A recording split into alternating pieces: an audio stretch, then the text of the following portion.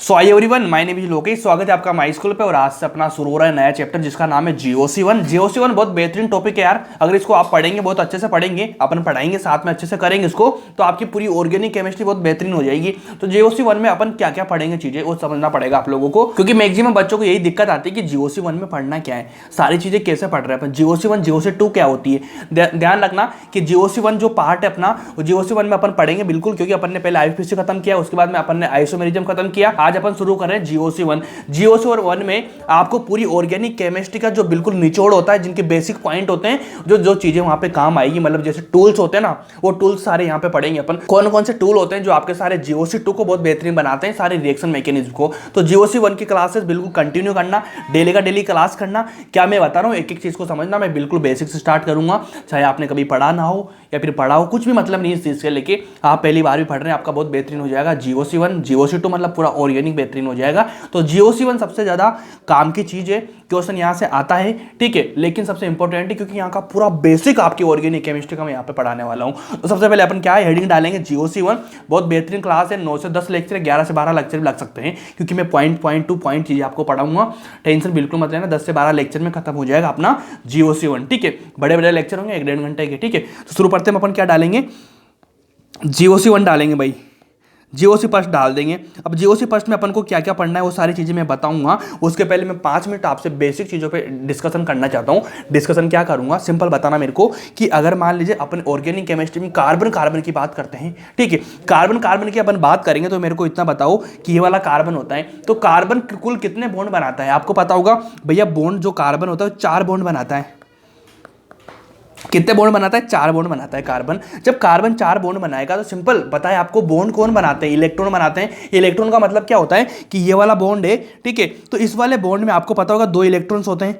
2 electron से एक bond बन रहा है कि नहीं बन रहा है? तो आप मेरे को इतना बताओ, कार्बन 4 बॉन्ड बना रहा है, मतलब कार्बन के 4 इलेक्ट्रॉन्स बॉन्ड बना रहे हैं। सिंपल समझ में आई क्या? क्या कार्बन का एक वाला एक इलेक्ट्रॉन ये वाला, एक इलेक्ट्रॉन ये वाला 4 इलेक्ट्रॉन्स बॉन्ड बना रहे हैं। किसके साथ में बना है? हाइड्रोजन के साथ में। तो हाइड्रोजन का एक इलेक्ट्रॉन रहेगा ये वाला, ये वाला, ये वाला, ये वाला। तो आपसे पूछा जाएगा कार्बन के पास में कुल कितने इलेक्ट्रॉन्स है, तो आप बोलेंगे मेरे पास में 4 इलेक्ट्रॉन्स है। कार्बन के पास में 4 इलेक्ट्रॉन्स, एक एक हाइड्रोजन का इलेक्ट्रॉन लेके दोनों आपस में बॉन्ड बना रहे हैं। जो चीज मैंने बता दी, एक हाइड्रोजन का इलेक्ट्रॉन, एक कार्बन का इलेक्ट्रॉन, दोनों मिलके क्या बना रहे हैं? बॉन्ड बना रहे हैं। बिल्कुल बॉन्ड बन गया कि आपका जब बॉन्ड बन जाएगा तो आपको सिंपल पता है कार्बन के पास में कितने इलेक्ट्रॉन? 4 इलेक्ट्रॉन। समझ लेना, बहुत बेसिक चीज है लेकिन बहुत काम की चीज है। पूरी ऑर्गेनिक केमिस्ट्री में आपको बहुत बेहतरीन करना चाहिए इस चीज को लेकर। क्या ये चीज आपको समझ में आई क्या? सिंपल बताओ मेरे को कि यहां से इलेक्ट्रॉन से ये वाला इलेक्ट्रॉन है, ये वाला इलेक्ट्रॉन है, ये वाला इलेक्ट्रॉन के 4 इलेक्ट्रॉन्स बॉन्ड बना रहे हैं कि बिल्कुल बना रहे हैं। तो अगर मान लीजिए, मेरे को इतना बता दो आप लोग, सिंपल भाषा में बताना कि अगर मान लीजिए मैं यहां से क्या करूंगा, जो ये वाला इलेक्ट्रॉन है, ठीक है, इस वाले इलेक्ट्रॉन्स को ये हाइड्रोजन अपनी तरफ खींच लेगा। मान लीजिए इसने इलेक्ट्रॉन को यहां से इधर डाल दिया, मतलब ये क्या कर रहा है? ये अपना इलेक्ट्रॉन को डोनेट कर रहा है। क्या कर रहा है? इलेक्ट्रॉन को डोनेट कर रहा है हाइड्रोजन को। मतलब यहां से जो बॉन्ड टूटा, बॉन्ड टूट के ये दोनों इलेक्ट्रॉन थे, दोनों इलेक्ट्रॉन इधर खींच लिए इसने। जब इधर खींच लिए तो यहां से बॉन्ड टूट गया। बॉन्ड टूटने के बाद में क्या, आप मेरे को बताओ, कार्बन इस तरह से बचेगा कि नहीं बचेगा? इस तरह से बचेगा कि नहीं बचेगा? बिल्कुल बचेगा। और यहां से इलेक्ट्रॉन क्या करा? गया। तो आप मेरे को बताओ, जो इलेक्ट्रॉन देता है, मतलब एक इलेक्ट्रॉन की कमी हो जाती है। इनऑर्गेनिक केमिस्ट्री में अपन ने पढ़ा था कि अगर मान लीजिए कोई सा भी एटम होगा, उससे इलेक्ट्रॉन निकल जाएगा तो वहां पे प्लस का चार्ज आ जाएगा, ठीक है। मतलब इलेक्ट्रॉन दे दिया तो वहां पे प्लस का चार्ज आ जाएगा। अगर मान लीजिए इलेक्ट्रॉन ले लेता है तो वहां पे माइनस का चार्ज आ जाएगा। माइनस का चार्ज मतलब इलेक्ट्रॉन को ले लिया, प्लस का मतलब इलेक्ट्रॉन ले लिया। क्या ये चीज समझ में आई क्या? क्या इसने एक इलेक्ट्रॉन दे दिया? क्या देने के बाद में यहाँ पे क्या बना? प्लस बना कि नहीं बना? क्योंकि इलेक्ट्रॉन इसने दे दिया एक। क्या एक इलेक्ट्रॉन की कमी हो चुकी है इसके पास में? पहले कुल कितने इलेक्ट्रॉन थे मेरे को बताओ? एक यहाँ पे था, एक यहाँ पे था, 3 इलेक्ट्रॉन बचे। पहले कितने थे? 1 2 3 4 इलेक्ट्रॉन थे। अब कितने इलेक्ट्रॉन बचे? 1 इलेक्ट्रॉन, 2 इलेक्ट्रॉन, 3 इलेक्ट्रॉन, 3 इलेक्ट्रॉन बचेंगे। यहाँ पे कितने इलेक्ट्रॉन थे भाई? 4 इलेक्ट्रॉन थे। यहाँ पे 3 इलेक्ट्रॉन थे। ये चीज समझ में आएगी आपको। एक इलेक्ट्रॉन निकल चुका, इलेक्ट्रॉन निकलते से यहाँ पे क्या चार्ज आ गया? प्लस चार्ज आ गया। तो जब भी आपको पूरी ऑर्गेनिक केमिस्ट्री में कार्बन के ऊपर प्लस चार्ज देखेगा तो इसको मैं क्या बोलूंगा? इसको मैं बोलूंगा कार्बोकेटाइन, ठीक है। आपको इतना पता होगा कि किसी भी चीज के ऊपर ये प्लस लग जाता है उसको केटाइन बोलते हैं। प्लस को क्या बोलते हैं? केटाइनिक। लेकिन यहाँ पे कार्बन है तो मैंने क्या बोला? कार्बोकेटाइन। क्या बोलूंगा? कार्बोकेटाइन। कभी मैं बोलूंगा कार्बोकेटाइन मतलब आप क्या समझेंगे? सी के ऊपर प्लस का चार्ज, केटाइन मतलब प्लस का चार्ज। एनाइन बोल दूंगा तो माइनस आ जाएगा। आएगा कि नहीं आएगा? बिल्कुल। क्या इसमें कोई दिक्कत है क्या? कोई दिक्कत नहीं। तो आप हमेशा एक चीज समझना कि अगर आपसे पूछे कि कार्बन के पास 4 इलेक्ट्रॉन है और कार्बोकेटाइन के पास में 3 इलेक्ट्रॉन्स है, मतलब दोनों चीज आपको दे दी। एक प्योर आपको कार्बन दे दिया जो कौन सा है, न्यूट्रल है। न्यूट्रल है कि नहीं, न्यूट्रल रहेगा ना, यहाँ पे कोई चार्ज आएगा बिल्कुल नहीं, यहाँ पे न्यूट्रल नहीं है, यहाँ पे क्या है, चार्ज आया कि नहीं आया, चार्ज आया कि नहीं बताओ मेरे को। ये न्यूट्रल है, ये चार्ज है, क्योंकि प्लस का चार्ज आएगा, प्लस का हो या माइनस का हो, इस पर क्या न्यूट्रल नहीं कहलाता है, क्या चार्जेबल स्पीसीज कहलाती है, मतलब यहाँ पे चार्ज आ चुका है। तो हमेशा ध्यान रखना, जो न्यूट्रल चीज होती है, क्या जो न्यूट्रल चीज होती है वो हमेशा स्टेबल होती है। न्यूट्रल क्या होती है, स्टेबल होती है, और जो चार्जेबल होती है वो क्या होती है भाई, अनस्टेबल होती है, चाहे माइनस का हो या प्लस का हो, ये क्या कहलाएगी, अनस्टेबल कहलाएगी। क्या दोनों चीज आपको क्लियर आ चुकी, क्या हो गया कि भैया अनस्टेबल चीज हुई, इलेक्ट्रॉन की कमी हुई। अगर मान लीजिए इसी चीज को स्टेबल बनना पड़ेगा, जो केटाइन बन रहा है जिसके ऊपर चार्ज है, चार्ज वाली चीज को स्टेबल बनना पड़ेगा, मतलब इसको न्यूट्रल होना पड़ेगा। बताओ कि अगर मान लीजिए इसके पास 4 इलेक्ट्रॉन है, इसके पास में 3 इलेक्ट्रॉन है, अगर मान लीजिए इसको स्टेबल होना पड़ेगा, स्टेबल करना पड़ेगा, तो क्या भैया इसको यहां से जाने के लिए क्या एक इलेक्ट्रॉन को लेना पड़ेगा, एक इलेक्ट्रॉन को क्या लेना पड़ेगा बताओ। ये बेसिक चल रहा है भाई, इसको लोड मत लेना, बस समझना चीज़ों को मैं क्या बोल रहा हूँ और दिमाग में रखना, आगे अपने काम आएगा, क्योंकि वहाँ पे बाकी लोग बच्चे दिमाग लगा रहे होंगे, आप क्वेश्चन सोल्व कर रहे होंगे, कैसे कर रहे होंगे, ये बेसिक से, इन्हीं बेसिक पे आपको लगेगा कि भैया इतनी बड़ी ऑर्गेनिक केमिस्ट्री होती है, आप 2-3 पेज का बेसिक बता दो, उससे क्या हो जाएगा। मैं बोल रहा हूँ कि पूरी ऑर्गेनिक केमिस्ट्री एक तरफ है और 2-3 पेज के जो मैं आपको बेसिक बताऊँ वो अलग है, क्योंकि बेसिक से सारी चीज़ समझ में आती है, वो चीज़ें समझ में आएगी तभी तो काम बनेगा। तो मेरे को इतना बताओ, क्या यहाँ पे चार्ज है, चार्ज होने के बाद में भाई क्या अनस्टेबल चीज बनी है, अगर इसको स्टेबल होना है तो यहाँ पे न्यूट्रल होना पड़ेगा। अब न्यूट्रल होने के लिए अगर मान लीजिए मैं बोलता हूँ C+, ठीक है C+, तो आपके दिमाग में क्या आएगा कि भैया एक इलेक्ट्रॉन की कमी है और ये अनस्टेबल चीज होगी, अगर इसको स्टेबल बनाना पड़ेगा, इसको एक इलेक्ट्रॉन लेना पड़ेगा, लेके 4 इलेक्ट्रॉन करने पड़ेंगे, 4 इलेक्ट्रॉन करके ये क्या हो जाएगा, स्टेबल बना लेगा, मतलब न्यूट्रल बन जाएगा। न्यूट्रल बनने के बाद में क्या स्टेबल हो जाएगा। क्या ये चीज समझ में आएगी आप लोगों को, बिल्कुल आई क्या समझ में। अगर मान लीजिए क्या, अगर मान लीजिए इसी स्टेबल चीज को, अब मैं यहां से लिख दूंगा, ठीक है, यहां पे स्टेबल है कि नहीं, बिल्कुल है। इसी स्टेबल चीज को सपोज करना, ये वाला बॉन्ड था मेरे पास में, ये वाला, ठीक है, इस वाली चीज में मैंने क्या करा कि ये वाला बॉन्ड था, ये वाला, तो ये वाला बॉन्ड मैंने इधर ले लिया, इसको इलेक्ट्रॉन को इधर काट दिया, मतलब बॉन्ड को ब्रेक करके इसका इलेक्ट्रॉन भी कार्बन का ले लिया। अब बताना, इस बॉन्ड की बात कर रहा हूं मैं, ठीक है, इस वाले बॉन्ड की समझ जाना आप। यहाँ आप पूरा इसको लिख भी सकते हैं मॉलिक्यूल को, नहीं लिखे तो कोई दिक्कत नहीं, मैं डायरेक्ट समझा रहा हूँ आप लोगों को कि ये वाला बॉन्ड, इस वाले बॉन्ड की मैं यहाँ पे बात कर रहा हूँ, ठीक है। अगर मान लीजिए मैं क्या करता हूँ कि ये वाला इलेक्ट्रॉन, ये वाला इलेक्ट्रॉन, मतलब कार्बन के पास में कुल कितने इलेक्ट्रॉन, ये वाले 4 इलेक्ट्रॉन से, देखो समझो यहाँ पे अच्छा समझ में आएगा आपको, 4 इलेक्ट्रॉन से। न्यूट्रल की बात कर रहा हूँ, इसको छोड़ दिया मैंने, यहाँ पे केटाइन बना दिया, मैं बनाऊंगा एनाइन। एनाइन कैसे बनेगा बताओ, यहाँ पे एक इलेक्ट्रॉन है, यहाँ पे एक इलेक्ट्रॉन, यहाँ पे एक इलेक्ट्रॉन, यहाँ पे इलेक्ट्रॉन, 4 इलेक्ट्रॉन मेरे पास में। अगर 4 इलेक्ट्रॉन मेरे पास में रहेंगे, सपोज करो मैं इस वाले इलेक्ट्रॉन को मेरी तरफ ले लेता हूँ, एक इलेक्ट्रॉन को मैं मेरी तरफ ले लेता हूं, तो मेरे पास में कुल कितने इलेक्ट्रॉन हो चुके हैं, मैं बोलूंगा मेरे पास में 5 इलेक्ट्रॉन हो चुके हैं, क्योंकि मैंने ये वाला इलेक्ट्रॉन भी मेरे पास में ले लिया। अब मैंने इलेक्ट्रॉन को मेरे पास ले लिया तो मेरे ऊपर कौन सा चार्ज आएगा, क्योंकि मैंने इलेक्ट्रॉन को लिया है तो मेरे ऊपर कौन सा चार्ज आएगा, मेरे ऊपर माइनस का चार्ज आएगा। सिंपल बात है क्या कि मैंने इलेक्ट्रॉन को दिया तो मेरे ऊपर प्लस का चार्ज आएगा, और मैंने इलेक्ट्रॉन को मेरे ऊपर लिया तो मेरे पास माइनस का चार्ज आएगा। क्या इसमें कोई दिक्कत है क्या, बोलो, कोई दिक्कत नहीं, चीज समझ में आई क्या, बिल्कुल समझ में आई। तो ये चार्ज इधर लेगा तो कौन सी चीज बनेगी यहाँ पे बताओ, कार्बन, ठीक है, हाइड्रोजन, हाइड्रोजन, हाइड्रोजन। यहाँ पे क्या एक इलेक्ट्रॉन था, समझ पा रहे हो बात को, यहाँ पे एक इलेक्ट्रॉन था, एक इलेक्ट्रॉन मैंने और ले लिया, किसका लिया, वो हाइड्रोजन का इधर से ले लिया मैंने। तो भैया यहाँ पे क्या हो चुका बताओ मेरे को, टोटल इलेक्ट्रॉन कितने हुए, 1 2 3 4 5, मेरे पास में क्या हो चुके 5 इलेक्ट्रॉन, और मैंने इलेक्ट्रॉन ले लिया तो मेरे ऊपर कौन सा चार्ज आएगा, माइनस का चार्ज आएगा। बताओ, तो इस माइनस का चार्ज आ जाएगा, मतलब कार्बन के ऊपर माइनस का चार्ज आ रहा है, इसको क्या बोलते हैं, इसको बोलते हैं कार्ब एनाइन।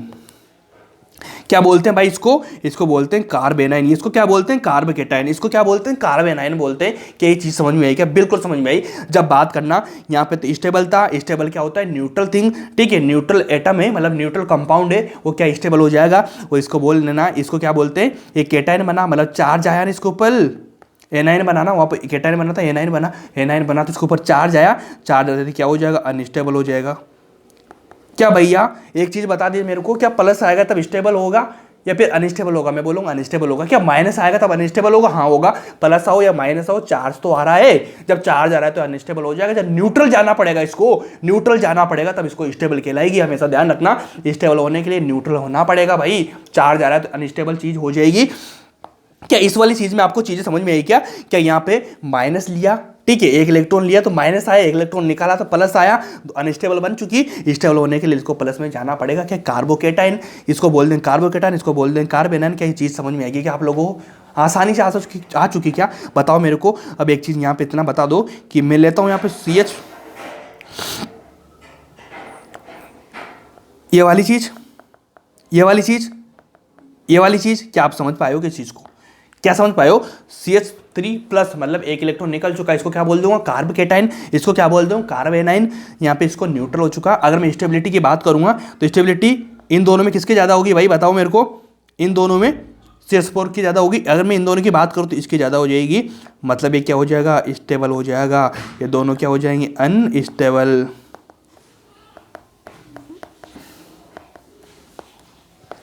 समझ में आई चीजें के? स्टेबल होने के लिए आपको न्यूट्रल होना पड़ेगा। चार्ज से एक इलेक्ट्रॉन या तो ले लो या दे लो, बस आपको न्यूट्रल होना पड़ेगा। सिंपल बात है, आराम की चीज है। समझ में आप लोगों को बिल्कुल आई? तो इस पॉइंट को समझ लेना। इससे सारी ऑर्गेनिक आपकी केमिस्ट्री चलने वाली है, बहुत बेहतरीन तरीके से चलने वाली है। ठीक है, एक छोटा सा पॉइंट और समझा दूं मैं आपको। यहाँ पे स्टार सा पॉइंट है कि अगर मान लीजिए कभी कभी क्या होता है ना, आपको याद होगा मैंने इनऑर्गेनिक सब कुछ पढ़ा दिया आप लोगों को। जैसे मान लीजिए मैंने लिया ऑक्सीजन, यहाँ पे हाइड्रोजन, यहाँ पे हाइड्रोजन, तो भैया आप बता दीजिए मेरे को यहाँ पे कुल कितने बॉन्ड है? 4 बॉन्ड है। 2 बॉन्ड है भाई, 4 बॉन्ड नहीं है, 2 बॉन्ड है। 2 बॉन्ड है मतलब ऑक्सीजन के कितने इलेक्ट्रॉन्स काम आ रहे हैं? एक इलेक्ट्रॉन इसका, एक इलेक्ट्रॉन इसका, 2 इलेक्ट्रॉन काम में आए। तो मेरे को इतना बताओ ऑक्सीजन के ऊपर कुल कितने इलेक्ट्रॉन होते हैं? आप बोलेंगे 6 होते हैं, 2 काम आएगा तो इसमें लोन पेयर कितने बचेंगे? 2 लोन पेयर बचेंगे इस पे। ठीक है, मतलब 4 इलेक्ट्रॉन बचे ना 2 लोन पेयर का। तो आप टोटल बताओ 1 2 3 4 5 6, 2 2 4 2 6 होगा कि नहीं होगा? तो आपको कभी कभी क्या होगा ना, आपको लोन पेयर ना दे तो आपको निकलना पड़ेगा भैया इस पर 2 लोन पेयर है। इसी तरह अगर मान लीजिए मैं ले लेता हूँ NH3 ये वाली, तो इसको बताओ नाइट्रोजन के ऊपर कितने इलेक्ट्रॉन? 5 इलेक्ट्रॉन। यहाँ पे काम कितने आए? 3 आए। तो लोन पेयर कितने बचे? 1 इलेक्ट्रॉन। क्या 5 हो गया? क्या आपको बिना लोन पेयर ना दे तब भी आपको देख लेना कि भैया यहाँ पे 1 अगर नाइट्रोजन के ऊपर 5 होते हैं, इस तरह से आप देखेंगे। बहुत सिंपल सी चीज़ है जो आपको बेसिक आपके क्लियर होंगे तो बेहतरीन हो जाएगा। ठीक है जी, इसको ध्यान रख लेना। अब आते हैं अपनी GOC1 पे। अब GOC1 पे अपन को पढ़ना क्या होगा मैं बता रहा हूँ। GOC1 में अपन को बहुत सारी ऐसी चीजें नहीं पढ़ना होगी, क्योंकि क्लासेज में ऑनलाइन क्लासेज तो छोड़ो, ऑफलाइन क्लासेज जो होती है ना कोटा में, कहीं भी बड़ी बड़ी कोचिंग में, तो वहाँ पे क्या होता है ना कि ऑर्गेनिक केमिस्ट्री लिए 50 से 55 लेक्चर मिलते हैं क्लासेज में। 50 से 55 लेक्चर में खत्म करवानी होती है। तो क्या होता है, नया टीचर जाता है क्लास में, जाते जाते से वो क्या करता है ना, कोई सा भी टीचर आएगा तो बच्चों के साथ में क्या अपनी वाइब बनाने जाता है। वाइब बनाना जरूरी है। वाइब बनेगी, धीरे धीरे से वो चीज़ों को रफ्तार पकड़ेगा, धीरे धीरे पढ़ा के बच्चों को वाइब में लाएगा, मैच करवाएगा, फिर बढ़ाएगा। तो क्या करता है, IUPAC को पढ़ा देगा। IUPAC में कुछ भी नहीं, अपने 5 लेक्चर में खत्म हो गया और पूरा कोटा कोचिंग का कंटेंट है 100% भर के, एक लाइन भी छूटी नहीं है भाई, एकदम क्वालिटी का कंटेंट है। पर उसी कंटेंट को पढ़ाने में लगते हैं 10 से 12 लेक्चर। फिर आइसोमेरिज्म आएगी, 1.5 घंटे की हो जाएगा, 15 लेक्चर ले लेते हैं। अपने कितने 9 लेक्चर हुए, 9 लेक्चर में ध्यान रखना आगे के 5 अच्छे हैं लेक्चर, बड़ी लेंथ है। उसके बाद में 3 लेक्चर, जो लास्ट के 3-4 लेक्चर हैं 40-40 50-50 मिनट के आए हो। कैसे आए भाई, वो मेरी थोड़ी तबीयत खराब हो गई थी, इस चक्कर में मैंने क्या छोटे छोटे लेक्चर ले ले, क्योंकि अभी टाइम नहीं है ना, छुट्टी ले लूँ मैं, नहीं तो वरना मैं छुट्टी लेता, पर मैंने छुट्टी नहीं ली क्योंकि यार आपका नुकसान ना हो, इसलिए मैंने क्या छोटे छोटे लेक्चर करवा दे, क्योंकि 1.5 घंटा बोल नहीं पाता ना फिर मैं, इसलिए मैंने थोड़ा ज़्यादा खिंच गया। बाकी कंटेंट आपको पता ही है, पूरा भरपूर है उसमें। तो ऐसे करते हैं। फिर GOC1 आएगी, GOC1 में क्या होगा, वो ले लेते हैं 20 से 25 लेक्चर भाई, 20 लेक्चर ले लेते हैं, 20 लेक्चर, ठीक है, 20 लेक्चर वो करा देते हैं। फिर लास्ट के बचते हैं उनके 15 लेक्चर, 15 लेक्चर में क्या कराते हैं, GOC2 को खत्म करवा देते हैं। और सबसे मेन वही है, वहाँ से रिएक्शन बच्चों को समझ में नहीं आती भाई, आप देख लेना, GOC1 खत्म होने दो, उसके बाद में GOC2 को आप इतनी बेहतरीन तरीके से करवाऊंगा ना मैं, आपकी फुल लेक्चर लेके आराम से टाइम लेके। इसलिए आप मेरे को टाइम का प्रेशर मत बनाना, बिल्कुल भी। फिजिकल के साथ चालू करो, ठीक है। सबसे पहले भाई इसको कंप्लीट कर लो यार, फिजिकल चालू कर देंगे, फिजिकल कंप्लीट कराऊंगा, मेरी गारंटी है। टाइम से पहले कराऊंगा, वो मेरी गारंटी है। बस आप बने रहो, चीज़ों को समझो यार, फील करो यार, मजा आना चाहिए आप लोगों को, केमिस्ट्री आपकी बिल्कुल परफेक्ट हो जाए और आपका ये वाला स्कोर आ जाए 180 स्कोर, तब तो मेरी गारंटी है, क्योंकि हर बच्चा 180 ला सकेगा, ये मैं उसको कैपेबल बना दूंगा। 10-5 नंबर कम हो जाए, 170 आ रहा है, 165 आ रहा है, कोई बात नहीं है यार, चलेगा, वो भी 180 के बराबर ही है, ठीक है। ऑनलाइन पढ़ के इतना बेहतरीन तरीके से कंटेंट दे रहा हूँ आप लोगों को, इसकी कदर करना। जब आप एग्जाम देंगे ना, किसी और को बताना, किसी भी कोचिंग में पढ़ रहा हो, मिला लेना यार, ठीक है। चलो GOC1 की बात करेंगे। तो GOC1 में भैया अपन को पढ़ना क्या है, GOC1 में बेसिकली अपन में कुछ टॉपिक बता रहा हूँ आपको, 10 से 12 चैप्टर है, सॉरी 10 से 12 टॉपिक है जो अपन पढ़ेंगे। कौन कौन से पढ़ेंगे, सबसे पहले तो मेनली इनमें 4 इफेक्ट आते हैं अपने। 4 इफेक्ट कौन कौन से आते हैं, एक तो आता है इंडक्टिव इफेक्ट, उसको बोलते हैं आई, वो 2 टाइप का होता है, प्लस आई माइनस आई। उसके बाद में आता है भैया कॉन्जुगेशन, उसके बाद में आता है रेजोनेंस वगैरह, मेजोमेरिक इफेक्ट आता है, इलेक्ट्रोमेरिक इफेक्ट आता है ना, इसका प्लस ई चलता है, प्लस एम माइनस से ऐसे चलता है, सारी चीज़ें लेगी। उसके बाद में अपन पढ़ेंगे एरोमेटिसिटी, एरोमेटिक कौन सा कंपाउंड है, एंटी एरोमेटिक कौन सा है, नॉन एरोमेटिक कौन सा है, सारा। उसके बाद अपन रेजोनेंस पढ़ लेंगे, ठीक है, ऐसे स्टेबिलिटी पढ़ लेंगे, ठीक है, कार्बोकेटन, कार्बोनाइन, फ्री रेडिकल, इनकी स्टेबिलिटी पढ़ लेंगे। उसके बाद में अपन क्या करेंगे, बहुत सारी चीज़ आएगी, जैसे सबसे मेन चीज़ आएगी बेसिक स्ट्रेंथ, ठीक है, एसिडिक स्ट्रेंथ, ये वाली चीजें पढ़ेंगे अपन। ऐसे सारी चीजें पढ़ेंगे। तो कुछ पॉइंट मैं आपको बता दूं जो बहुत बेहतरीन है और बहुत अच्छे से मैं करा रहा हूं आप लोगों को, सिंपल बताना मेरे को, ठीक है। तो इसमें अपन बहुत सारी चीजें मैंने आपको बताई, ये सारी चीजें पढ़ते पढ़ते अपन चलेंगे बहुत बेहतरीन तरीके से, ठीक है जी भाई। इसमें कोई दिक्कत है क्या? मेरे ख्याल से कोई दिक्कत नहीं होगी, ठीक है। ये बेसिक पॉइंट है जो मैं लिखा देता हूं आप लोगों को। चलो कौन कौन सी चीजें अपन पढ़ेंगे, ठीक है, ये लिख लेता हूं, थोड़ी सी चीजें लिख लो। उसके बाद में देखो अपन क्या पढ़ेंगे भैया, इंडक्टिव इफेक्ट पढ़ेंगे, इंडक्टिव इफेक्ट पढ़ेंगे अपन, ठीक है। सेकंड नंबर की चीज होगी, आगे पीछे नंबर हो सकता है लेकिन बता रहा हूं मैं, मेजोमेरिक, मेजोमेरिक इफेक्ट पढ़ेंगे। 3 नंबर की चीज होगी कौन सी भी, कॉन्जुगेशन हो जाएगा, ठीक है, कॉन्जुगेशन इफेक्ट पढ़ेंगे अपन, ठीक है भाई। उसके बाद में 4 नंबर की चीज ले लो कोई सी भी, एसिडिक स्ट्रेंथ ले लो, बेसिक स्ट्रेंथ ले लो, ठीक है, ये वाली चीजें पढ़ लेंगे अपन, ठीक है। उसके बाद में कार्बोकेटाइन ले लेंगे, कार्बोएनाइन ले लेंगे। उसके बाद में 5 नंबर की चीज डाल लो भाई, रेजोनेंस पढ़ेंगे अपन, रेजोनेंस। 6 नंबर की चीज डाल लो भाई, एरोमेटिक पढ़ेंगे, एरोमेटिक। नॉन एरोमेटिक पढ़ लेंगे अपन। 7 नंबर की चीज डाल लो आप, क्या डालेंगे, बॉन्ड लेंथ पढ़ लेंगे, बॉन्ड लेंथ क्या होती है, सारी चीजें पढ़ते जाएंगे भाई, आराम से पढ़ेंगे, कोई दिक्कत नहीं। एक अपना छोटा था टोटोमेरिज्म, जो मैंने आपको आइसोमेरिज्म छुड़ाया था, टोटोमेरिज्म वगैरह पढ़ लेंगे। ये सारी कुछ चीज़ें और भी याद आएगी मेरे को, अच्छी अच्छी चीज़ें जो इसमें पॉइंट है, अभी मेरे दिमाग में इतना है, मैंने बता दिया आप लोगों को। बाकी और अच्छे से लाइन टू लाइन पढ़ते जाएंगे अपन, है ना, कोई दिक्कत नहीं लेना इस चीज़ को लेकर, सिंपल समझना चीज़ को, ठीक है। तो इसी बीच अपन शुरू करते हैं, चीज़ों को शुरू करेंगे। सबसे पहले अपन पढ़ेंगे एडिंग डालना रिएक्शंस, ठीक है भैया। रिएक्शन कैसे आएगा, रिएक्शन वाला पार्ट थोड़ी है, नहीं है, लेकिन रिएक्शन कितने टाइप की होती है यहाँ से शुरुआत होता है, क्योंकि बिल्कुल बेसिक चीजें उठाएंगे। क्योंकि मैं डायरेक्ट अगर आपको पढ़ा दूं कार्बोकेटाइन कार्बोनाइन तो गलत हो जाएगा काम। कार्बोकेटाइन कार्बोनाइन आया कहाँ से, वो रिएक्शन से आया। रिएक्शन में कैसे आया, इलेक्ट्रॉन को टूटेगा जुड़ेगा, ऐसे करके रिएक्शन से आया। इसलिए मैं आपको बेसिक पॉइंट पढ़ा रहा हूँ 5 मिनट का, क्योंकि भैया जो टॉपिक अपन पढ़ने जा रहे हैं वो टॉपिक का बिल्कुल ग्राउंड लेवल कहाँ से उठ के आया है, ठीक है। इस तरह से करो, चीजें बिल्कुल दिमाग में घूम जाएगी आपकी। तो डालना भैया रिएक्शंस। तो रिएक्शन की बात करेंगे तो अपनी ऑर्गेनिक केमिस्ट्री में अपने पास में 2 टाइप की रिएक्शंस होती है। कौन कौन सी होती है, एक तो होती है भैया सिंगल स्टेप, एक होती है सिंगल स्टेप, एक होती है भैया अपनी multiple step, multiple step. 2 type की रिएक्शंस होती है अपने पास में, एक सिंगल स्टेप होती है, एक मल्टीपल स्टेप होती है। अगर मैं बात करूं किसकी, नंबर 1 वाला जो पॉइंट है अपना, वो कौन सा है भैया, सिंगल स्टेप, ठीक है। सिंगल स्टेप की मैं बात करूंगा सिंपल भाषा में, तो आप मेरे को इतना बता देना, क्या बताएंगे आप, क्या सिंगल स्टेप की चीज क्या होती है, ठीक है। आके दर्द करने लगी मेरी, इसलिए मैंने चश्मा लगा लिया मेरा, ठीक है। सिंगल स्टेप की मैं बात करूंगा तो सिंगल स्टेप से आपको समझ में आ रहा होगा सिंगल स्टेप की रिएक्शन क्या होती है। सिंगल स्टेप की मतलब एक ही स्टेप में खत्म हो जाना, मतलब बॉन्ड टूटना और बॉन्ड बनना, दोनों चीजें एक ही साथ में हो रही होगी, उसको क्या बोलते हैं, सिंगल स्टेप की। मतलब एक ही स्टेट में, मतलब एक ही स्टेप में काम हो रहा है, ठीक है। मल्टीपल स्टेप में क्या होगा, मल्टीपल स्टेप में भैया बहुत सारी चीजें होगी, कभी टूटेगा, कभी जुड़ेगा, फिर क्या होगा, फिर से क्या होगा, इस तरह से चीजें चलेगी। मतलब मल्टीपल टाइम में आपको प्रोसेस करवाना पड़ेगा, चीजें चलती जाएगी। लेकिन सिंगल स्टेप में क्या हो जाएगा भैया, सिंगल स्टेप में बीच में कोई भी कंपाउंड नहीं बनेगा, इंटरमीडिएट नहीं बनेगा, और क्या करेगा, डायरेक्ट से अपना कंपाउंड बना देगा, मतलब प्रोडक्ट बना देगा। इस तरह चलेगी सिंगल स्टेप। तो सिंगल स्टेप की कैसे होगी, मान लीजिए आपके पास में 2 एटम्स है, ठीक है, 2 ग्रुप है, मतलब आपके पास में 2 दोस्त है भैया, एक तो था ए और एक था बी, उसके साथ में एक था भैया सी और एक था डी। 2 पेयर थे आपके पास, 2 जोड़े थे, मतलब बता दो आप, 2 कपल थे आपके पास में। 2 कपल कौन कौन से थे, 2 कपल थे भैया, एक तो ए बी, एक था सी डी। दोनों का नाम क्या था, एक का नाम था ए, एक का नाम था बी, एक का नाम सी, एक का नाम डी। क्या ए बी है, क्या सी डी है, दोनों कपल से इनके बीच में क्या बॉन्डिंग हो रही है, क्या इनके बीच में कुछ बॉन्ड बने हुए हैं क्या, आप बोलो। ए बी के बीच में दोनों का इनका, ठीक है, सिस्टम था जो भी था, सी और डी का अलग सिस्टम था। क्या दोनों के 2 सिस्टम है क्या इनके पास में, अपने अपने पास में सिस्टम है इनके पास में। लेकिन दिक्कत क्या थी, ये दोनों भैया कपल्स थे, एक ही बिल्डिंग में रहा करते थे। कहां पे रहते थे, एक ही बिल्डिंग में थे, मतलब कई जगह बैठे थे, दोनों एक साथ में थे। एक साथ में होने के बाद में क्या हो चुका, दिक्कत क्या हो जाएगी भाई, दिक्कत ये हो जाएगी, जो ए था वो बी के साथ में था, सी था जो डी के साथ में था, लेकिन ए और बी के और सी और डी के इन दोनों के आपस में क्या होता था, एक ही बी के साथ में, सी की डी के साथ में आपस में कुछ बनती नहीं थी भाई, ठीक है। जब कुछ बन नहीं रही थी इनके बीच में, तो इनने क्या सोचा, इधर उधर का कुछ समझते हो ना चीजों को। इधर उधर की कुछ चीजें खाने की कोशिश करी इनने और इनके बीच में क्या होने लगा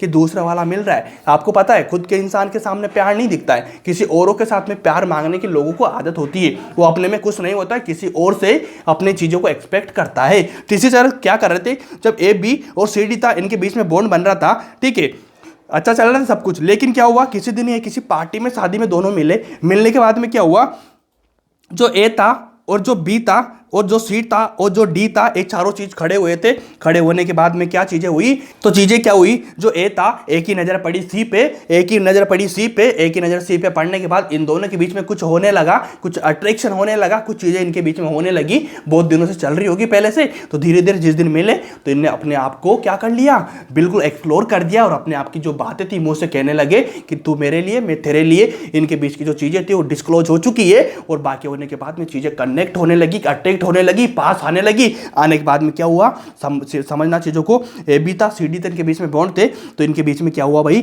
सिंपल बताना कि इन दोनों के बीच में क्या हुआ, कुछ दूरियां जो नजदीक आने लगी, पास आने लगे, मतलब इनके बीच में क्या होगा, बॉन्ड बनने लगा। इनके बीच में क्या हो गया, बॉन्ड बनने लग गया। तो जब इनके बीच में बॉन्ड बन रहा था, बॉन्ड बनने के बाद में इस बी को पता चला कि भाई मेरा ए था, उसका बॉन्ड किसी और के साथ में बनने लग गया। तो इसने क्या किया कि भैया मैं तेरे से बॉन्ड तोड़ लूंगी, ठीक है। जब इसका बॉन्ड किसी और के साथ में बन रहा है तो इसने क्या बोला, मैं तेरे साथ से अपना बॉन्ड तोड़ लूंगी। तो ये वाला अपना बॉन्ड तोड़ने लगी। जब ये बॉन्ड तोड़ रही थी तो बॉन्ड तोड़ते तोड़ते एक बात मेरे को इतना बताना सिंपल, तो बात क्या थी भाई, बी को पता चला एक का किसी और के साथ में चल रहा है तो इसने अपना बॉन्ड तोड़ना शुरू कर दिया। मतलब ऊंची बीच का प्रोसेस, एक ही जगह प्रोसेस है, मतलब एक ही पार्टी का काम है, ठीक समझना चीजों को। हो गया क्या, इसने बॉन्ड तोड़ लिया। जब इसका बॉन्ड तोड़ दिया उसके बाद में भाई इसको पता चला, क्या चला, इसको क्या पता चला, इसको पता चला भाई डी को कि मेरा जो सी है वो किसी और के साथ में बॉन्ड बना रहा है।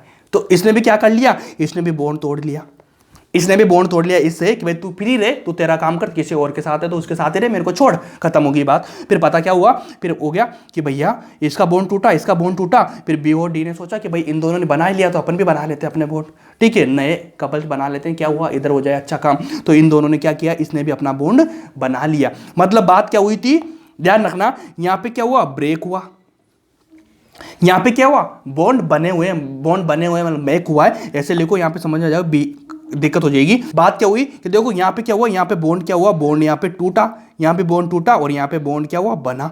मतलब ये प्रोसेस था, एक ही पार्टी में हुआ, क्या हुआ, मतलब एक ही स्टेप में हो गया कि ए ने क्या कहा, ए ने क्या करा, ए ने एक के साथ में बॉन्ड बनाने की कोशिश करी तो बी ने बॉन्ड तोड़ लिया। बॉन्ड तोड़ते और सी ने क्या करा, इसके साथ में बॉन्ड तोड़ लिया, मतलब डी ने तोड़ा इसके साथ में और बी और डी का बॉन्ड बना लिया। जब सारा प्रोसेस एक ही सिंगल स्टेप में हो रहा था तो ये सारा प्रोसेस देख रहा था कोई खड़ा खड़ा होकर इनके बीच में। जब ये सारा प्रोसेस हो गया, मतलब पहले अंदर अंदर चीजें थी, अब बिल्कुल डिस्क्लोज हो चुकी चीजें, मार्केट में आ चुकी, तो फिर क्या हुआ, इनने ओपनली अपने रिश्ते को अपना लिया और क्या कर लिया, एक के साथ में सी ने बॉन्ड बना लिया और बी ने किसके साथ में बॉन्ड बना लिया, डी के साथ में। मतलब ये अपना क्या हो चुका, प्रोडक्ट हो गया फाइनल।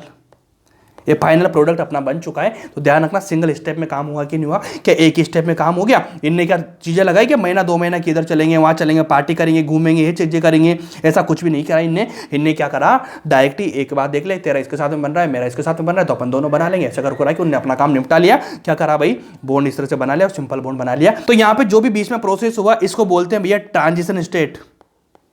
ट्रांजिशन स्टेट, इसको क्या बोलते हैं, ट्रांजिशन स्टेट बोलते हैं। क्योंकि यहां पे क्या हुआ, यहां पे लिख लेना, ट्रांजिशन स्टेट में क्या होता है, बॉन्ड एक साथ लिख रहे हैं इसको, एक साथ टूटना और जुड़ना, ठीक है, बॉन्ड एक साथ टूटना और जुड़ना, मतलब बॉन्ड टूटे बॉन्ड बने, हाथों हाथ काम हो गया, टाइम वेस्ट नहीं करा इनने। क्या इस तरह से चीजें करी, क्या सिंगल स्टेप कहला दी, बिल्कुल सिंगल स्टेप कहलाई होगी, बिल्कुल कहलाई होगी सिंगल स्टेप। तो इस तरह से चीजें चलती है भाई, चीजें समझ में आई होगी मेरे ख्याल से आप लोगों को। क्या सिंगल स्टेप में काम हो गया, मतलब ए ने क्या करा, ए ने तो भैया क्या किया, सी के साथ में बॉन्ड बनाया। कैसे बने, ए ने सी के साथ में बॉन्ड बनाया, ठीक है।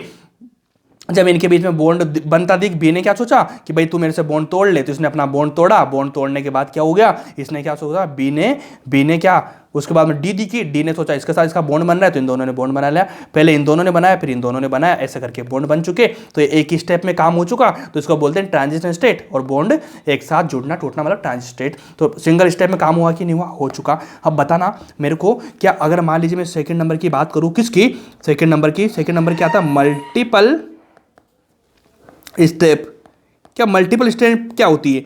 मल्टीपल स्टेप से आपको समझ में आ रहा होगा कि भैया 2-3 स्टेप में काम हो रहा होगा, कभी टूटा होगा, कभी बना होगा, कभी घूमे फिरे होंगे, 2-3 चीज़ें चली होगी, मतलब कुछ सारा टाइम लगा होगा तब जाके इनका बॉन्ड बना होगा अच्छे से। तो वही चीज़ मैं बता दूं कि सपोज करो पहले क्या था, ए बी के साथ में, सी का डी के साथ में बॉन्ड था, ठीक है, ये इतना हो गया। बिल्कुल सिंपल है क्या? बिल्कुल सिंपल है। ये चीज़ समझ में आई कि आप लोगों को? ये था। इसके बाद में सिंगल स्टेप में क्या होता है, ए ने किसके साथ बॉन्ड बनाया था, सी के साथ में, बी ने किसके साथ में बॉन्ड बनाया था, डी के साथ में। क्या बिल्कुल क्लियर होगी क्या? ये वाले बॉन्ड तो बनेंगे ही सही ना, ऐसे बॉन्ड बने थे, आपने देख लिया सिंगल स्टेप में ऐसे बॉन्ड बनता है कि नहीं बनता, बनता है। लेकिन मल्टीपल स्टेप में क्या होता है, मल्टीपल स्टेप में बहुत सारी चीजें इनके बीच में चलती है, तो उसको बोलते हैं मैकेनिज्म। मैकेनिज्म बोलते हैं उसको, क्या बोलते हैं, मैक लिख लेना, मैकेनिज्म, ठीक है, मैकेनिज्म बोलते हैं। मतलब कि इनके बीच में क्या क्या प्रोसेस हुआ, कौन कौन सी स्टेप हुई, उन स्टेप को मैं बता दूं तो कि भैया ये वाला चीज चला। स्टेप कौन कौन सी हुई? स्टेप हुई कि ए था, ठीक है, ए के बीच में बॉन्ड था, ये वाला बॉन्ड था, ये वाला बॉन्ड था, ठीक है, बताओ मेरे को, ये वाला बॉन्ड था। तो आप मेरे को इतना बताना कि इनके बीच में इलेक्ट्रॉन से, आपको बताओ बॉन्ड, एक बॉन्ड होता है उसके बाद 2 इलेक्ट्रॉन होते हैं, 2 इलेक्ट्रॉन हो चुके हैं यहाँ पे। बिल्कुल हुए कि नहीं हुए मेरे को बताओ, बिल्कुल हुए कि नहीं हुए? बिल्कुल हुए। तो बताओ मेरे को, अगर मान लीजिए जो ये वाला इलेक्ट्रॉन से, क्या ये वाला इलेक्ट्रॉन से अगर ये वाला इलेक्ट्रॉन ये वाला बी ले लेता है, मतलब इसने इसका इलेक्ट्रॉन ले लिया, लेने के बाद में क्या बनेगा, क्या मेरे को इतना बताओ, यहाँ पे ए और बी दोनों रहेंगे क्या? बताओ, इसका इलेक्ट्रॉन इसने लिया, मतलब ए ने इलेक्ट्रॉन को दिया तो इसके ऊपर क्या आएगा, प्लस आएगा, और इलेक्ट्रॉन किसने लिया, बी ने लिया, बी ने लिया तो इसके ऊपर क्या आएगा, माइनस आएगा। क्या ये चीज़ मैंने आपको पहले ही बता दी क्या? क्या ये चीज़ समझ में आई क्या? जिसने इलेक्ट्रॉन दिया उस पर प्लस आएगा, जिसने लिया उस पर माइनस आएगा। इस इलेक्ट्रॉन लिया, ये वाली चीज़ आएगी कि नहीं आएगी? आएगी। तो जो ये चीज़ बनी इसको क्या बोलते हैं, इंटरमीडिएट। क्या बोलते हैं इसको? इंटरमीडिएट बोलते हैं, इंटरमीडिएट बोलते हैं। तो क्या ए बी सारी चीज़ समझ में आएगी कि आपको बिल्कुल आ चुकी, बिल्कुल क्लियरली आ चुकी। अब उसके बाद मेरे को इतना बताओ, एक स्टेप तो ये वाली होगी, उसके बाद में इतना बताओ कि जो ए था, ए था, ठीक है, ए था भाई, ए किसके साथ में था, ए प्लस कर दो किसके साथ में, सी और डी के साथ में। एक बॉन्ड किसके साथ में था, डी के साथ में। क्या हो गया, सी और डी के साथ में बॉन्ड बन रहा है। देखो सी और डी के साथ में बॉन्ड बन रहा है कि नहीं बन रहा, बताओ मेरे को। बॉन्ड बन रहा है, 2 इलेक्ट्रॉन से कि नहीं, बिल्कुल 2 इलेक्ट्रॉन से। तो मेरे को इतना बता दीजिए सिंपल। अब बॉन्ड किसके साथ में बनाया था, उसके बाद देखो ए और सी के बीच में बॉन्ड बना था, तो पहले मैं क्या लूंगा, सी डी था, इसके साथ में बॉन्ड बनाना, तो ए ले लिया मैंने। अब ये क्या करेगा, इसके साथ में बॉन्ड बनाएगा, किसी के साथ में बॉन्ड तो बनाना पड़ेगा, सिंपल चीज़ है। तो मेरे को इतना बता दीजिए आप, सिंपल भाषा में बताना। क्या बताएंगे कि जो ये वाला इलेक्ट्रॉन था ये किसने ले लिया, सी ने ले लिया, इधर ले लिया। लेने के बाद में क्या हुआ, यहाँ पे बताना मेरे को, क्या बताएंगे यहाँ पे, ए है, ठीक है, और यहाँ पे क्या था, सी था, ठीक है, बताओ सिंपल भाषा में। और यहाँ पे क्या था, प्लस कर दो डी।